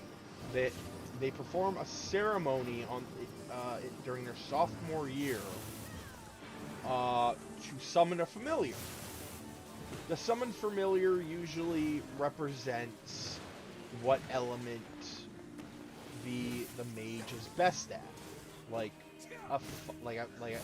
a mage that's good at fire spells will summon a fire familiar, like a salamander. No, Epsilon, you won't die. Just a symbiote that's puppeting your body around. Unless he is a symbiote. In which case, kill it, kill it, kill it, kill it, kill it.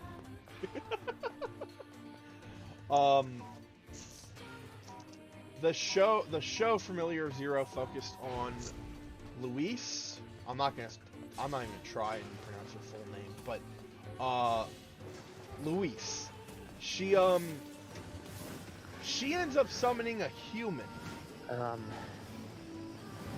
I'm putting a pause button on this bear. Hang on. What happened, Epsilon? Oh boy.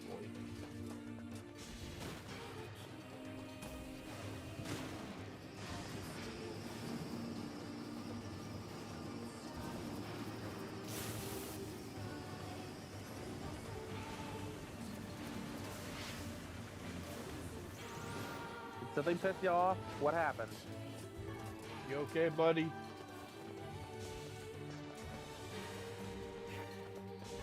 He saw two of his classmates licking each other's ears.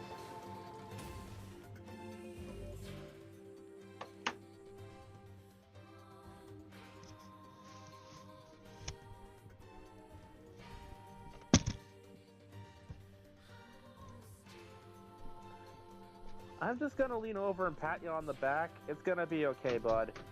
It's gonna be okay.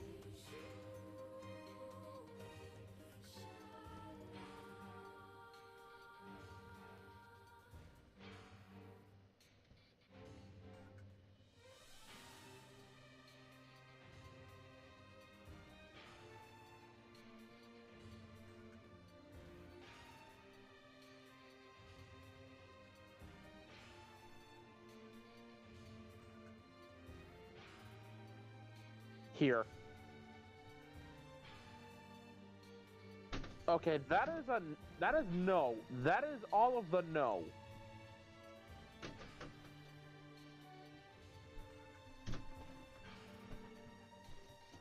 That is grounds to press charges for harassment. That is no.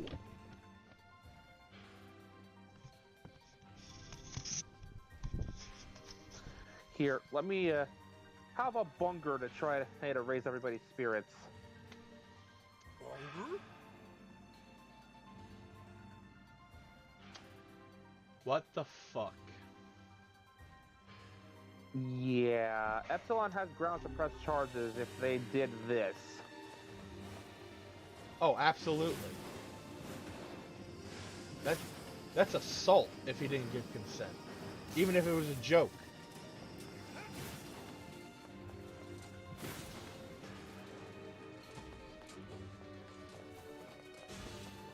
It'll be okay, Epsilon. It'll be okay.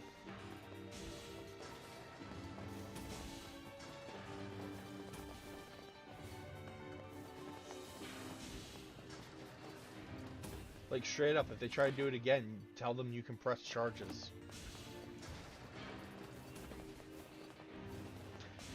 Hello, Taro.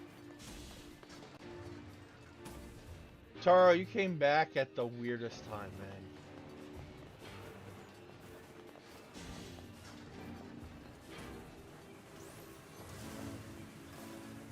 like Epsilon's going through some shit apparently.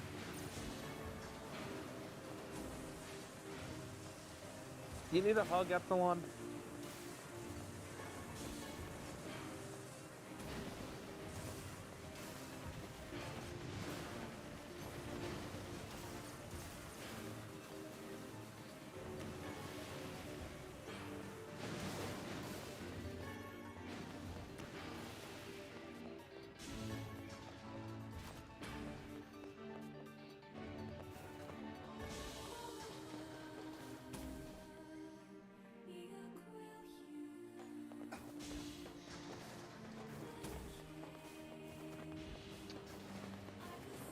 Epsilon sounds like me after my first go around on the internet.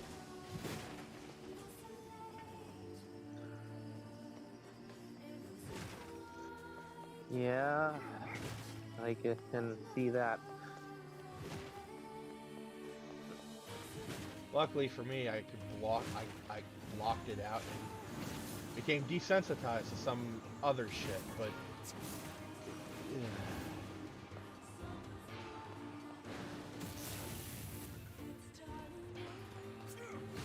I might not recover. Just take that memory and like visualize yourself taking the memory and putting it in a bottle, and then visualize Here's yourself. what you do. Imagine yourself taking that memory and put it in a box, then put that box in another box, then you mail that box to yourself, and when it arrives at the door, you smash it with a hammer! Or you lock it with like every lock imaginable. Iron chains, padlocks, what have you. I just realized I'm giving him the same advice from Stephen King's Dr. Sleep. It's also basically everything the Psychonauts would warn you not to do.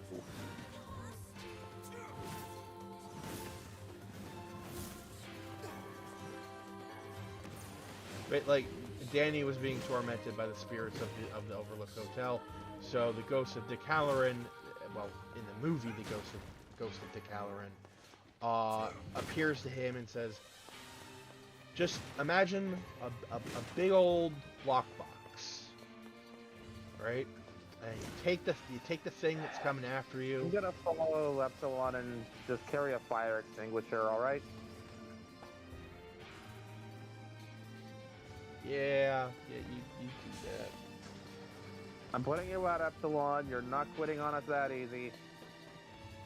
And no, not the box of your broken dreams, just a box.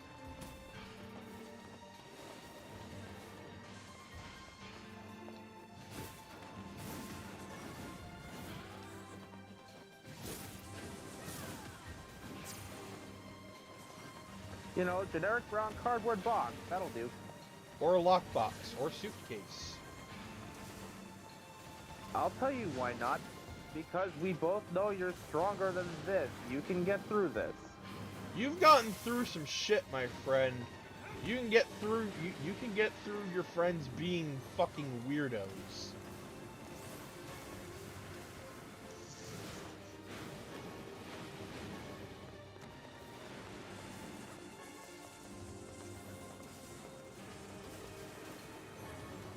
Plus, we at the Bear Cave are just going to continue unconditionally supporting you and giving you all the strength to get through this, whether you like it or not. Yes.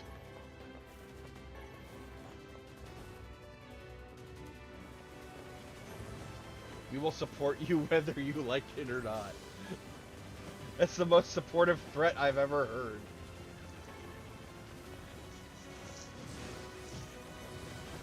Like, we will be there to help you in your time of need, motherfucker.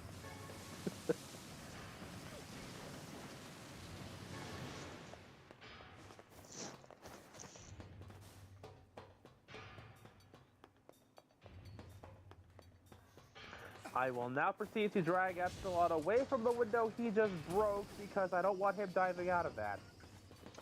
Besides, Knowing- we're only on the first floor. Knowing him, it's a window on the first floor.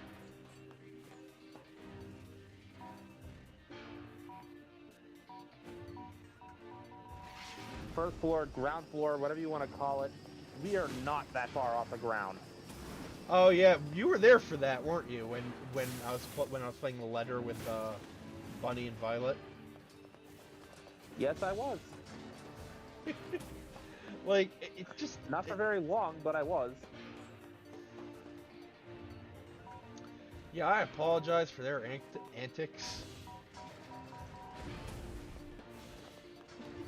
Joke's on you, I put a giant freaking cushion surrounding the building out there. You are not quitting on us.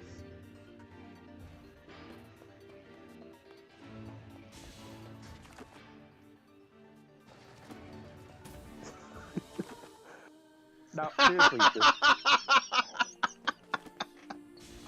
hey, Epsilon, let's just take a moment, close your eyes, deep breath,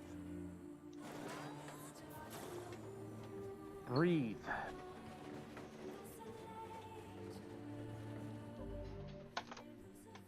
I got an idea. Hold on. No, no, put that down. Put that down. Didn't I burn that?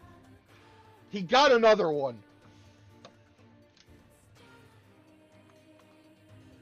Zawarudo!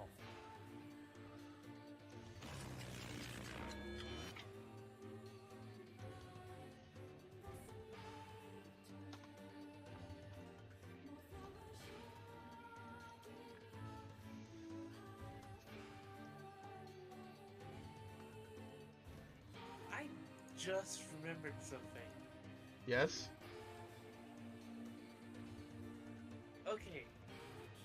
So. You know what? Okay. So far, the Justice League and Ruby movie I like, but one scene in the entire movie actually annoyed me a little bit.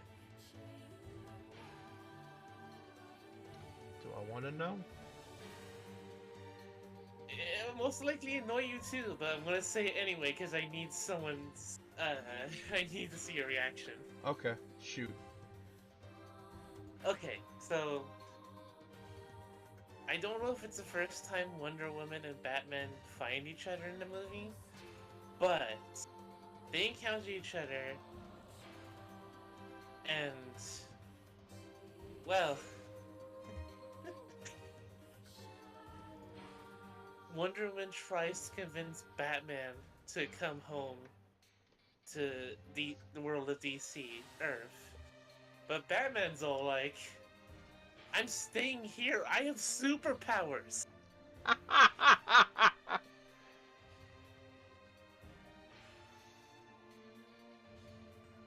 Batman, of all people, saying he wants to stay in somewhere because he has superpowers.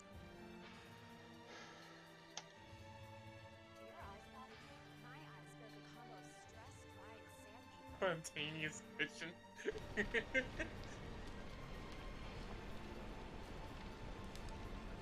Anyway, that's all I wanted to say. I'll be going now. Okay. Opening portal. Bye. Later. Okay, listen, Epsilon. I've got some nice ambience going. Some nice rain. Oh God. Put it down. Put it down, boy. Just listen to the rain. Just listen to the rain.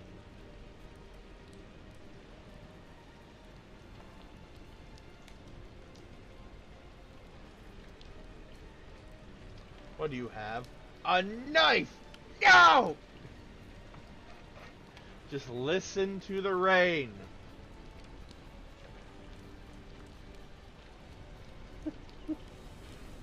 Look, Epsilon, seriously, I am not letting this keep going. I broke that too.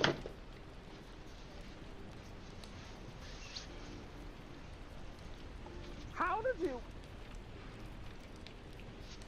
I stole the ammo and replaced it with Nerf darts. No. No, Kirametaro shoots the sword.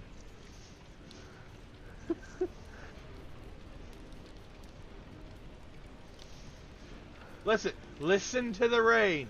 Listen Look, to the rain. seriously, Let it calm you. Look, that's all we want. Just to take a moment, calm down. It's not nearly as bad as you're trying to make it out to be. Just listen to the fireplace. You hate the rain? Okay, well, guess what, motherfucker? I've got a bunch of shit on here. Have a blizzard.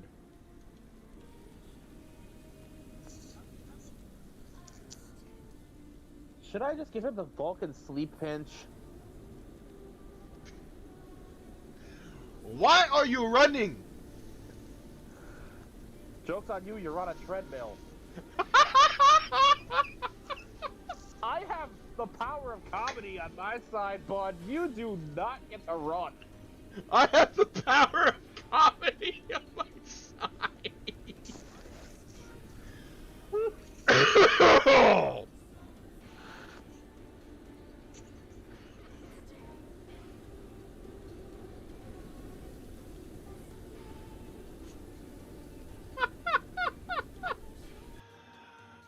Okay, I'm No gonna need, it's not connected to anything. You're just running in midair.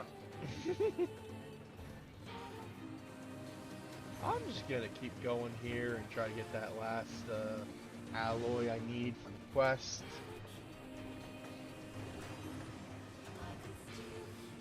Also, seriously, should I just do the Vulcan nerve pinch thing and knock him out for a while? Knowing him, I don't even know if it would work. Oh, Taro's got the Kabuto Zector and Hyper Zector. He's fucked. It's like time stop times 1,000.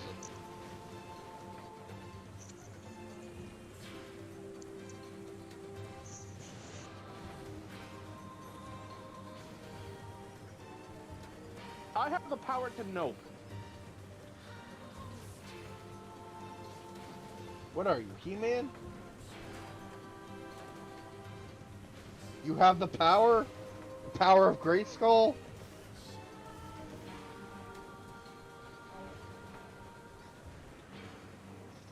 And I have the power of comedy. We appear to be on equal footing.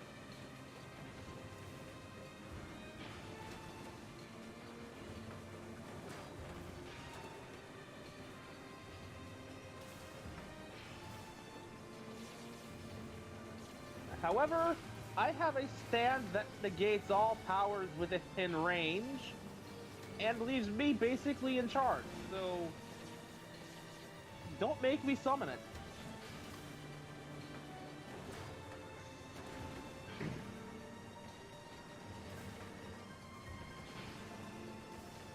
It's also like, Okay then, Epsilon, I dare you to calm the fuck down.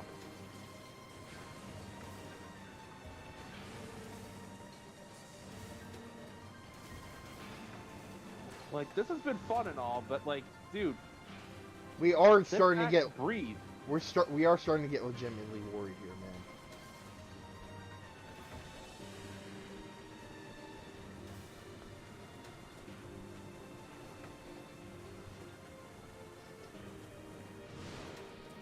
If you're taking the first turn and asking, I'm avoiding dare because you'll dare me to let you go. So, truth.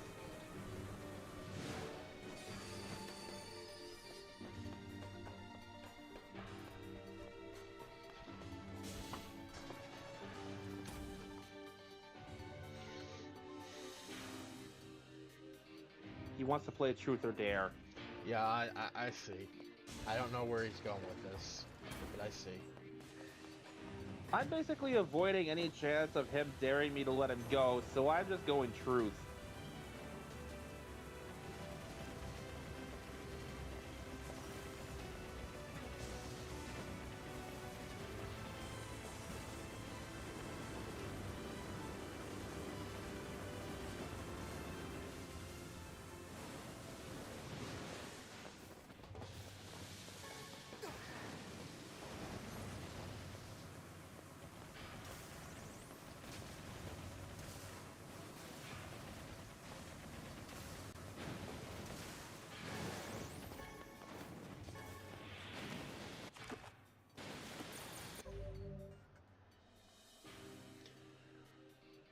Epsilon, we are both much older than you. We have seen shit that would make your brain melt. Not only have I seen that kind of shit, I've had to experience losing multiple loved ones and experiencing that level of pain.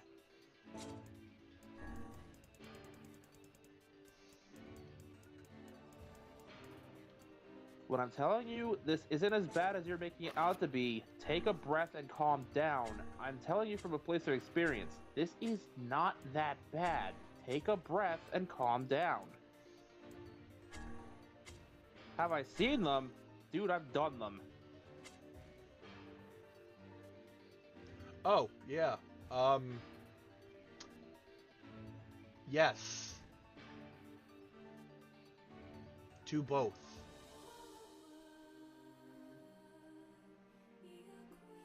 I almost got thrown into a fucking mental hospital over Christmas break, separated from my family because of it.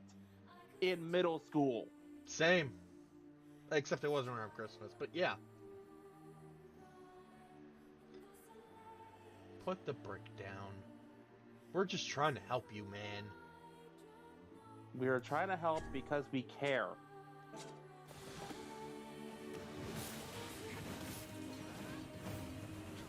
Yeah, I know, not the best place, but like, really, Epsilon, if this is a game to you, this is, what if you don't want help too fucking bad?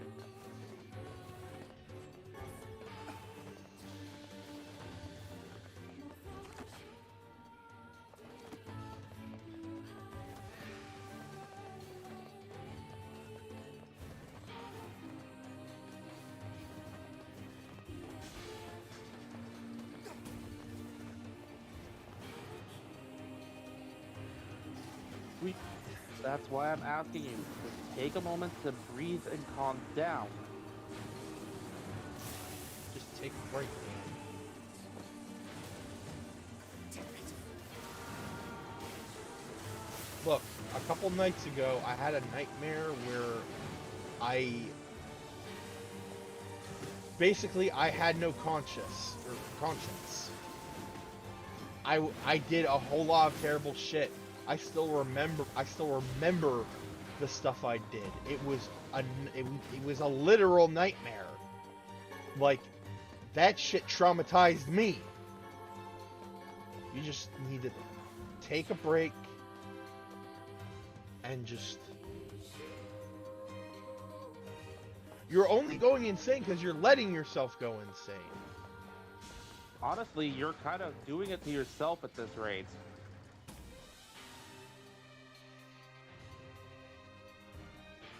I'm honestly not entirely convinced that this isn't just some elaborate game at this point.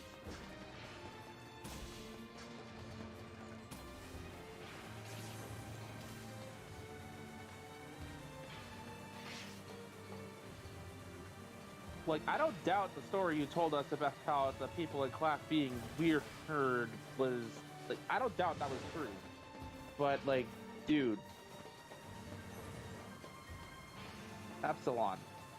Buddy.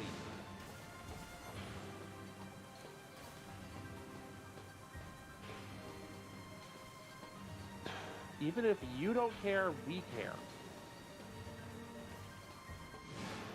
He's right, dude.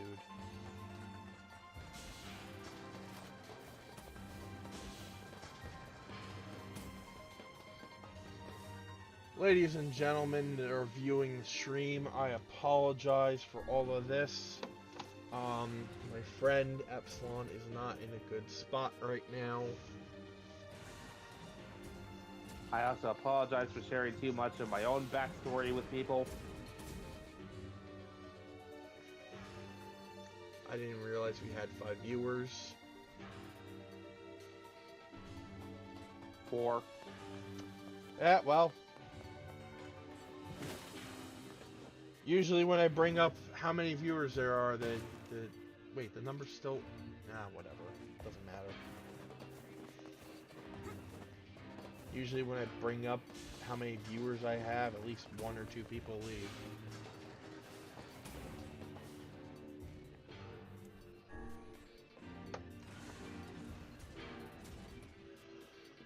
do we got?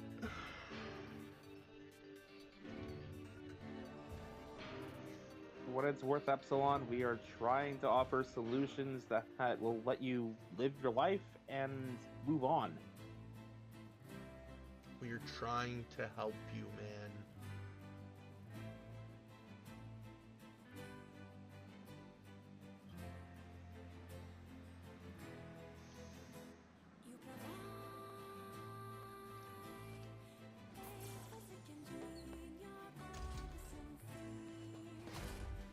I do have one question, though, Epsilon. If you'll answer this much.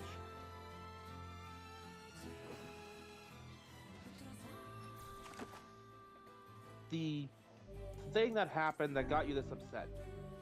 If this happened at school, did you tell a teacher?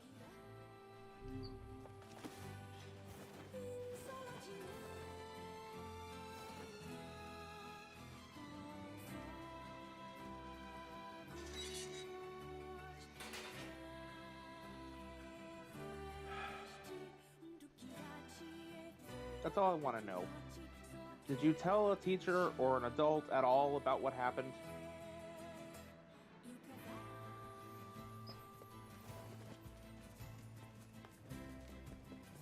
And no, venting to us doesn't count in this case.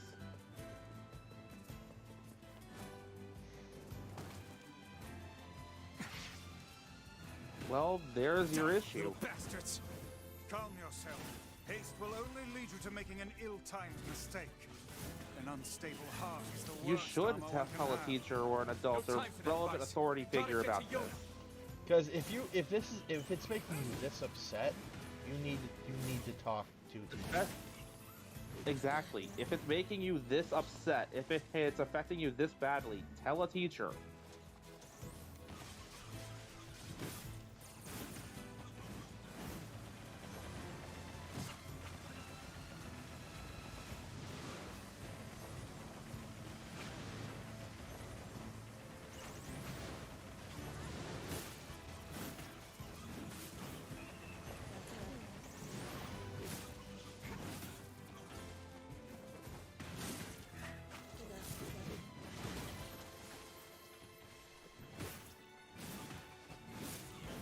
More scared of being traumatized.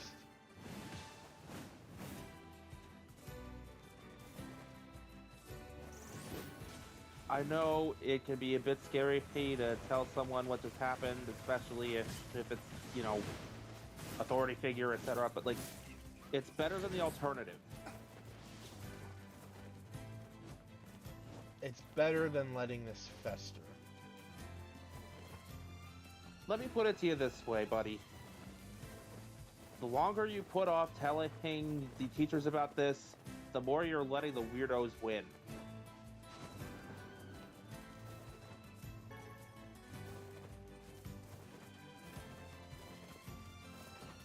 At least that's the way I'm seeing it at the moment. I've never seen. Be careful.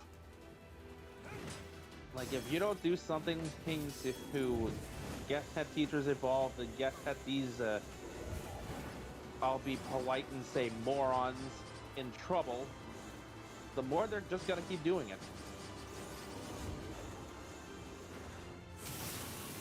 Now granted, this isn't a perfect solution, it won't work for every scenario, but it's better than doing nothing.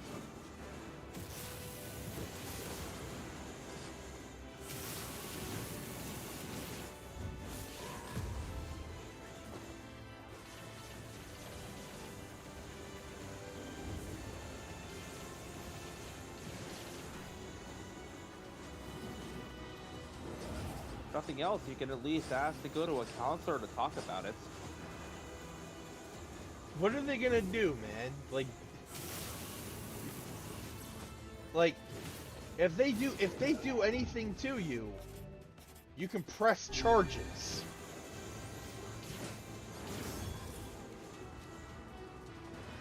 At this point, you've got the legal system at your back ready to take care of this if things get out of hand.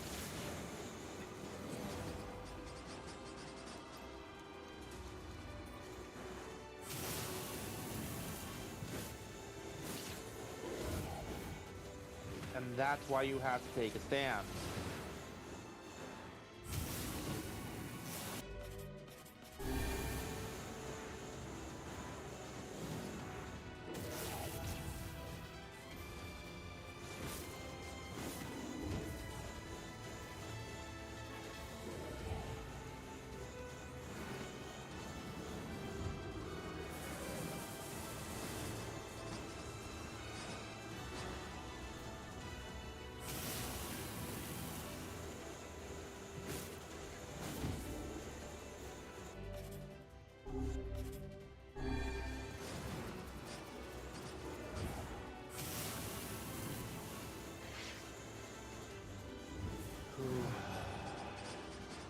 I feel that.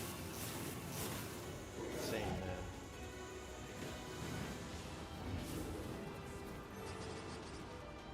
Like, I didn't find out until way after high school that someone started spreading rumors about me. Like, during high school.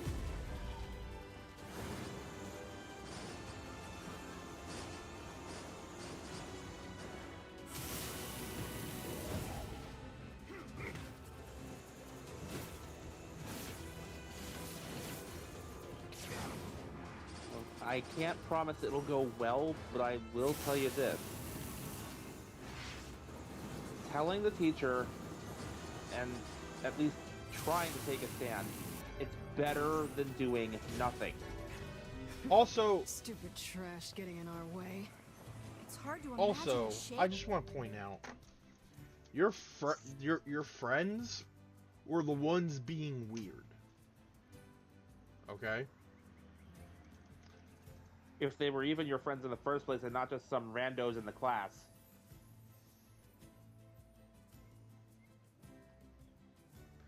Okay, so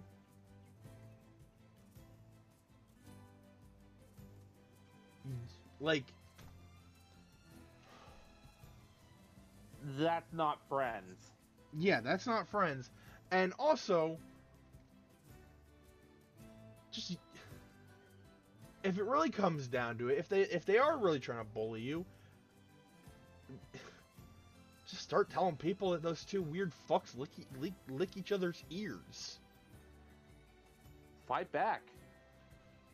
I can guarantee you, like, if you start telling people that, those two are gonna shut up. Being here, it's almost like it was waiting for us. It can't be that intelligent. Oh, really now? Can you truly say so with all confidence? The tactics of the Shades grow more intricate with each passing So, year. here. It would not Have another surprise me bunker. to see them setting elaborate traps for us before We're long. getting close to a We solution better wipe here. them out before they get too smart. In any case, we won't be able to live in peace until we take out the Shadow Lord.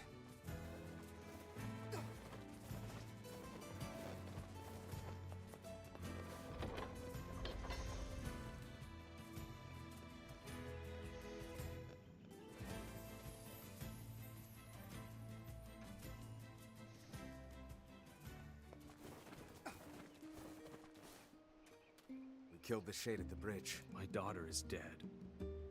Here, take this.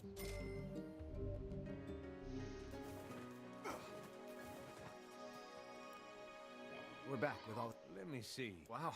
And for that matter, if you don't... Don't insult the man, lad. Take his... Okay. Okay, that...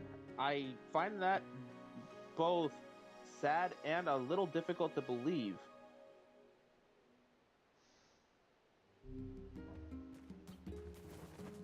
Like, I'm sure other people are getting bullied in their own walks of life.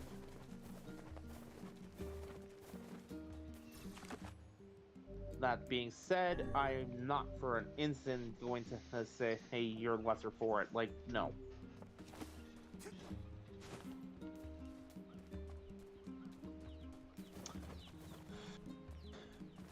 So, once again, tell a teacher, tell your parents or guardians, like, tell somebody.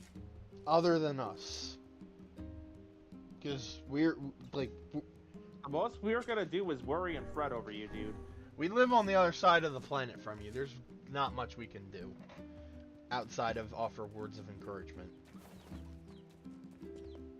We are your emotional support buddies, but you still gotta take a stand to solve the problem yourself without resorting to self-harm or suicide. Please. I am your emotional support bear.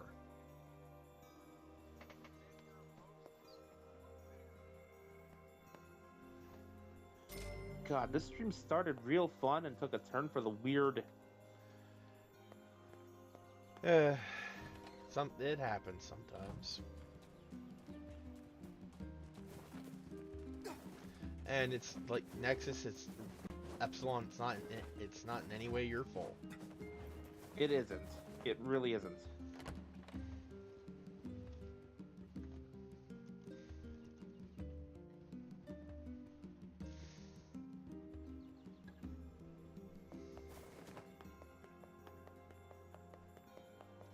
Yeah, I think first thing I'm gonna do once I get paid is I'm gonna buy a Mario game. And I'm gonna play that on stream for a while, just to cheer everyone up.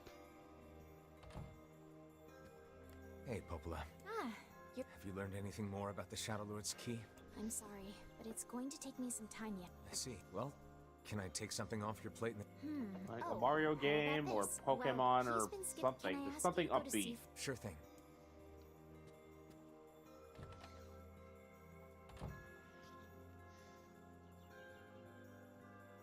Whatever works for you, man.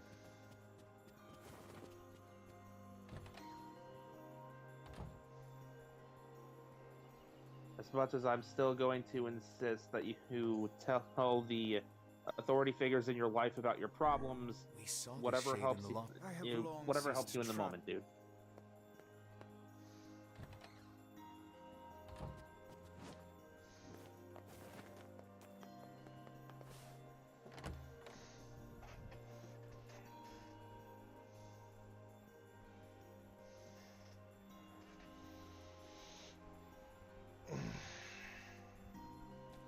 Alright, I'm gonna head over to This feels Facade. alarmingly familiar. I'm sure that couple is merely having another one of their inane spats. Let us do our utmost not to get dragged into All it I this ask, time. Epsilon. All I ask. Gonna go to a Strange Things store in... Wait, what am I doing? I just use the canal.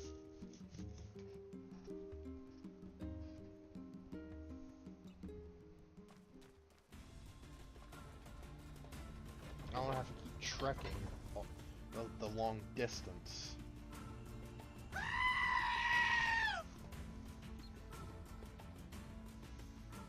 Oh.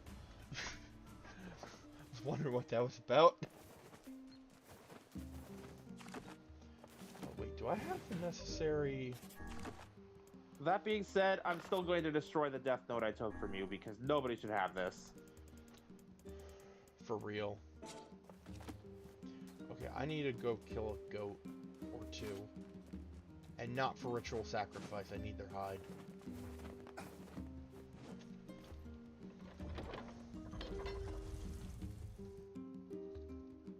You know what? I just realized that's an idea. Goat Simulator. How much is Goat Simulator?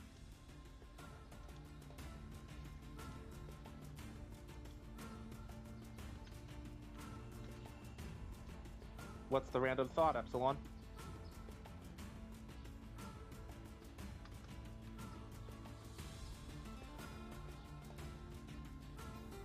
Eggs don't exist.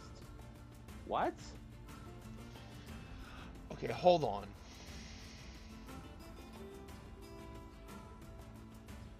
That... I mean, that thought is random. Not necessarily accurate, but it is random.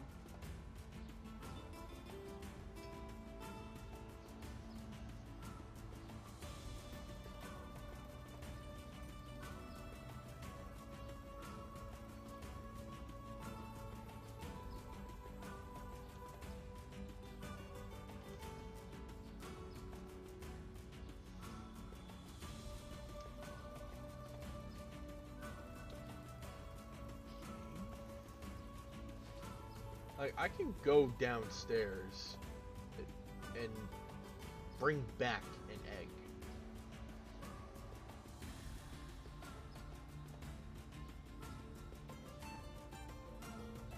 What are eggs? They're...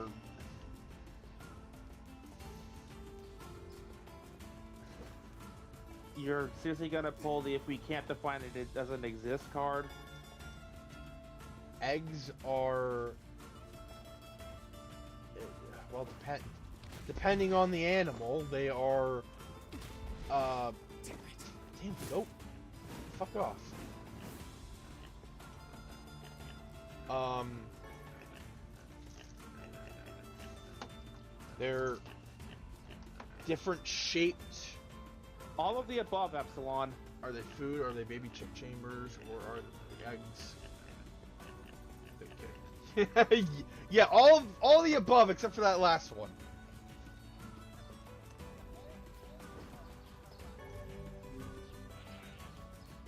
Yeah, except for that third one. That third one's not canon.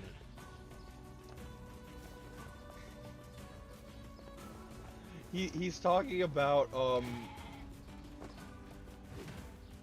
he's talking about this comic made by Studio Clamp before they were famous. Clamp being Cardcaptor Sakura, Holic. They are food if they are not fertilized, and if they are fertilized, they are baby chick chambers until the chick is ready to hatch. Yes. They are both. And once again, the third one's not canon because it was a fan-made thing. It's not canon.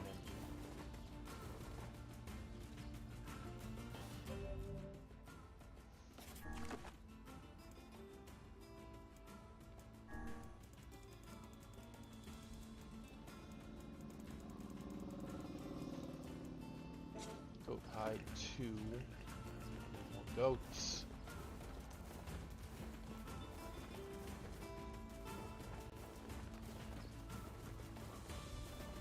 I mean, they could also be baby platypus chambers, but nobody ever talks about that. Nope.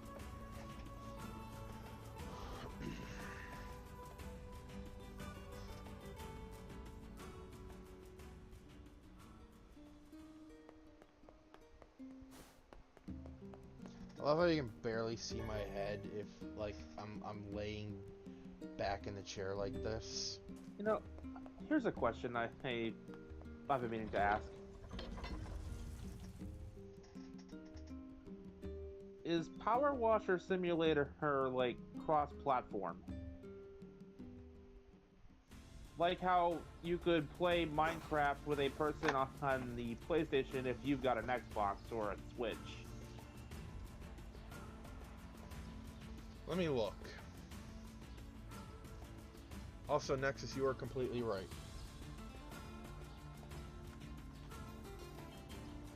Epsilon, that is very true. And with stuff crossed, you can eat it in reverse.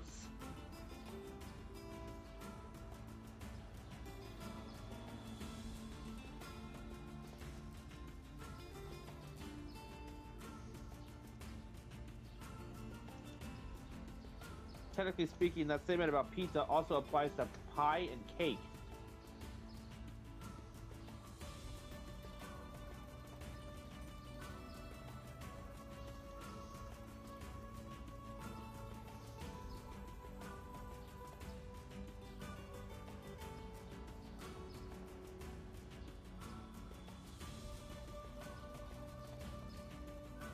Alright, so it says here that Power Wash Simulator is in fact cross-platform.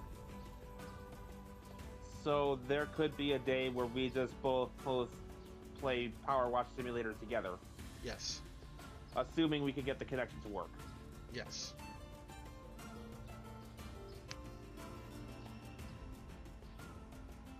And that thought's just depressing.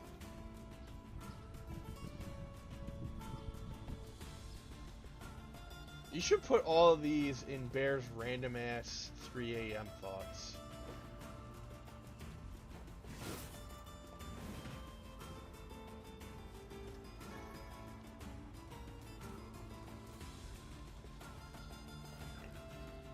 Dude, I have to. Oh shit. I did not mean to hit that button. Okay. And it's dead. Alright, no witnesses. Okay, so allow me to make a recommendation for you, Bear. For, like, stuff to do when you're off time. Okay. If you've got Spotify, let me recommend Fetty Scum. This is Gundam related, isn't it? Yes. See, they are basically they're an RPG podcast where they've been doing stuff in both the Universal Century and most recently in G Gundam. Okay. They were effectively telling excluding Gundam Fight 20, the American preliminaries for now, because that's a whole different thing. In their Universal Century stuff, they've effectively been following the story of the One-Year War and Operation Stardust from a completely separate point of view. Interesting. Also, that is a good question, Epsilon.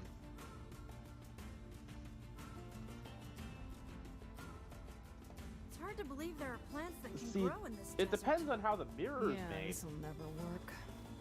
How do you mean? I mean, if plants could grow here, it would Older be full mirrors of used to have silver in them, looks which can is be so why stupid they didn't cast a reflection. Have you ever Silver planted was seen as a anything before, purifying Henry? metal. Nope. Well, then you don't know. You gotta try things out for yourself. Which is Modern day why- mirrors are probably don't have that, so You guys sure are a bunch So of yeah, the mirror optimists. test would no longer work on modern day vampires. ooh, that would be pretty. That'd be awesome for like a horror movie, where like trying to figure out if someone's a vampire, but they show up in a mirror, so it's like, well, I guess they're not a vampire. And then they find an older mirror that still has silver in it, and the person in question doesn't cast a reflection. like, yeah. Like the big, like the Like, this is why, for instance, they keep saying, kill a werewolf with a silver bullet.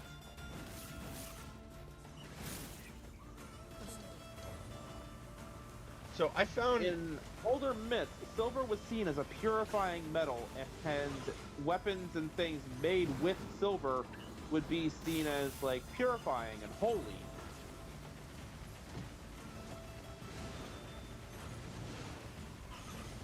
So I found a very interesting version of the werewolf myth that has a different reason as to why silver hurts werewolves.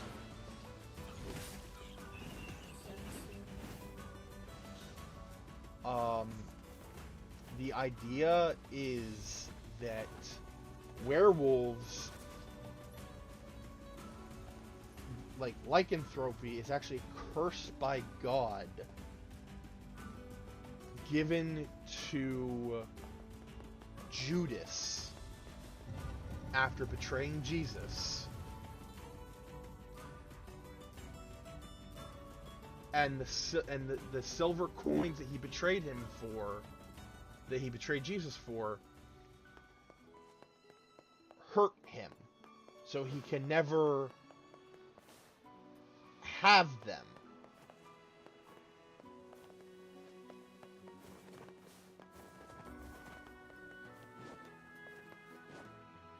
I'm going to turn the very reward you sought into your punishment. Exactly. I got the materials you needed. Not the...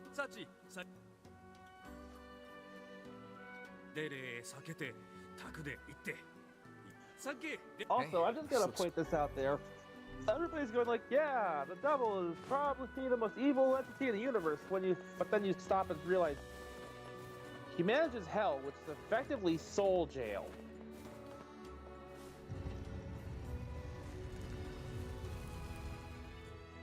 He's not evil. He's a prison warden. That's true.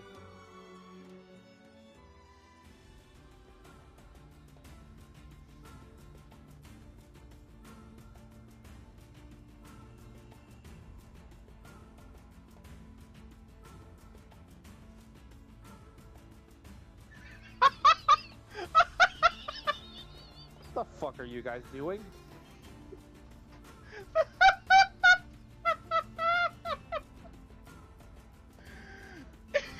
Playing systematic oppression.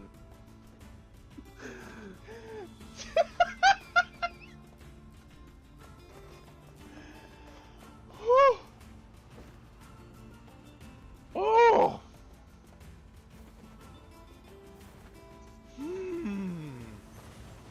Well, that was not something I expected to see today. Me neither!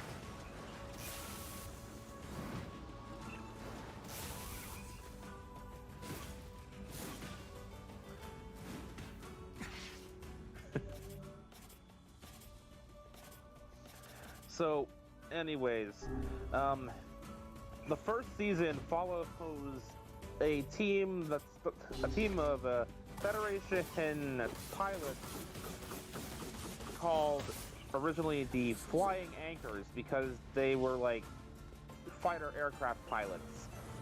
Okay. As they navigate the war through its stages and eventually get mobile suits and rename themselves the Mobile Anchors, they're going to go through a lot of twists and turns. A Gundam Pixie will get involved. Nice. A Pixie equipped with Exam. Oh, fuck.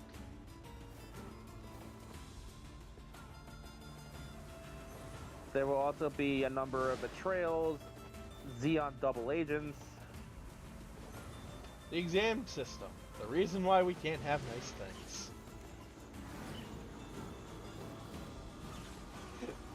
And also a Zaku with effectively proto-funnels. Yo, that... Why does that sound super cool? Like, imagine a Zaku with, like, prototype versions of the wire-guided beam cannon hands that the Zeong had. Okay. Like, I'm also imagining the stuff that the narrative had. The wire-guided. That's effectively what this Zaku has, and that is basically the final boss. Guess I can't use it now, because the guy's not here. Fuck! Then we have season, what I call 1.5.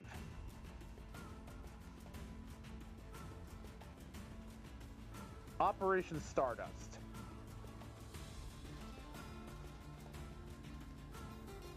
Following the same players acting out different characters. Everybody's rolled up a new sheet.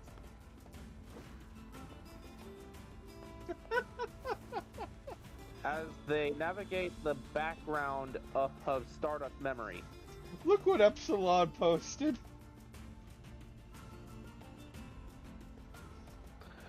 Would a Mr. Epsilon please come to the front desk? Epsilon arriving at the desk. Hello, is there a problem? Store worker. Points to Baron Latios, store worker. I believe they belong to you? Baron Latios simultaneously. We got lost.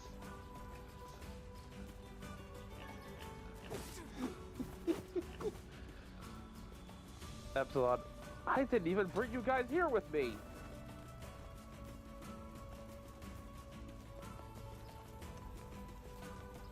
Epsilon. Let me show you a picture from last night that really upset me. Fair, okay? But in my defense, Latios bet me 50 cents I couldn't drink all that shampoo. Epsilon. That's not what I wanted to... You drank shampoo? Bold of you to assume I would bet money to do something self-destructive. And besides... Bold of you to assume I would go so low as 50 cents.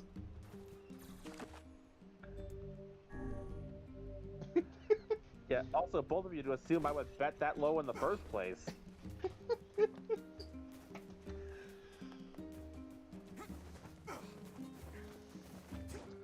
You're gonna have to add a couple of zeros there for me to even consider. And change it from cents to dollars, most likely.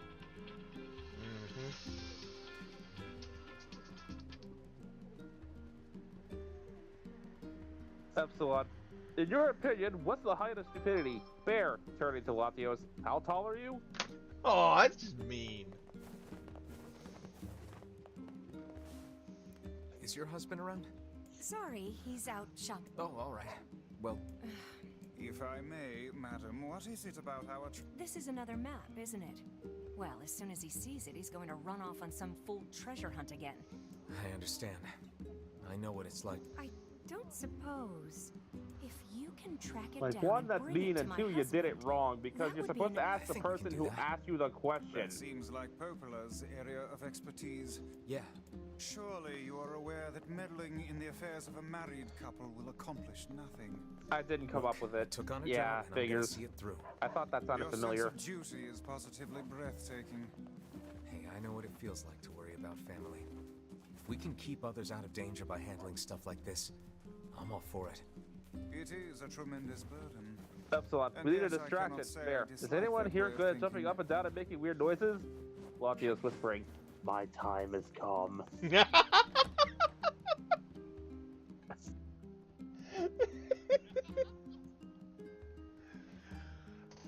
thing is, in a D&D setting, I probably would be doing this. My character is a bard.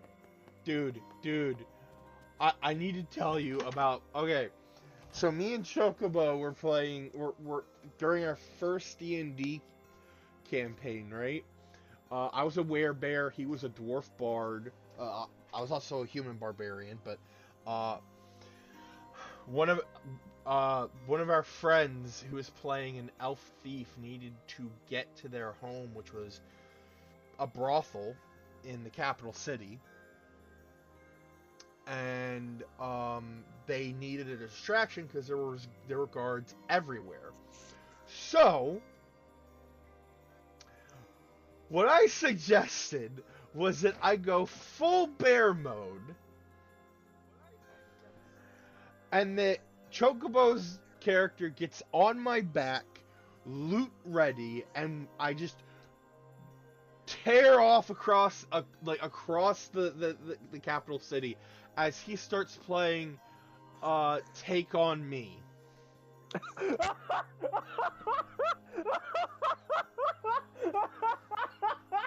Hey, got a minute? I have a map I need your help with.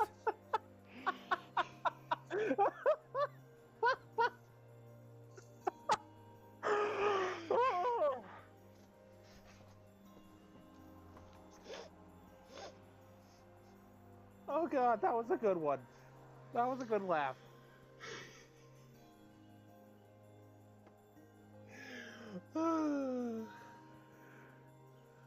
Like, I legit got lightheaded after that. Holy shit. This looks like a map of the Lost Shrine. It also talks about a hidden room in the Lost Shrine where sunlight doesn't reach. I bet... A hidden room in the Oh, not at all. I'm glad that made you laugh, because that is still one of our favorite moments from that campaign. We never finished it. Because of multiple reasons, Red being one of them. Yeah. And, we never finished it, but that's still one of our crowning achievements in D&D. And of course, like, while me and Chocobo, our characters were gone, the rest of the crew went into the brothel, and the elf thief met with their adoptive mother. And she said, "How in the hell did you get here? The city is swarming with guards." And then I just said, and they hear the faint sound of "Take On Me" in the distance. And the adoptive mom just goes, "What the fuck is that?"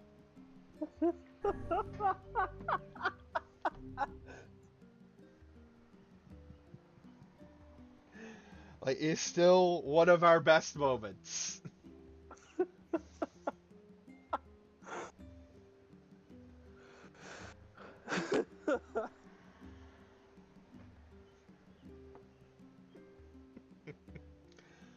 Alright. Epsilon puts another thing. Sometimes I drink milk straight out of the container. The cow? What? Bear, why?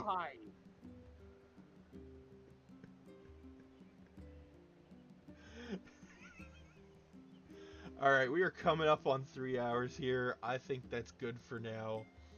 I will be back. What's today? Wednesday? Today is Wednesday. Alright, I will be back tomorrow, probably with more of this, unless I can find a couple of ROMs to these PlayStation 1 horror games I found earlier today.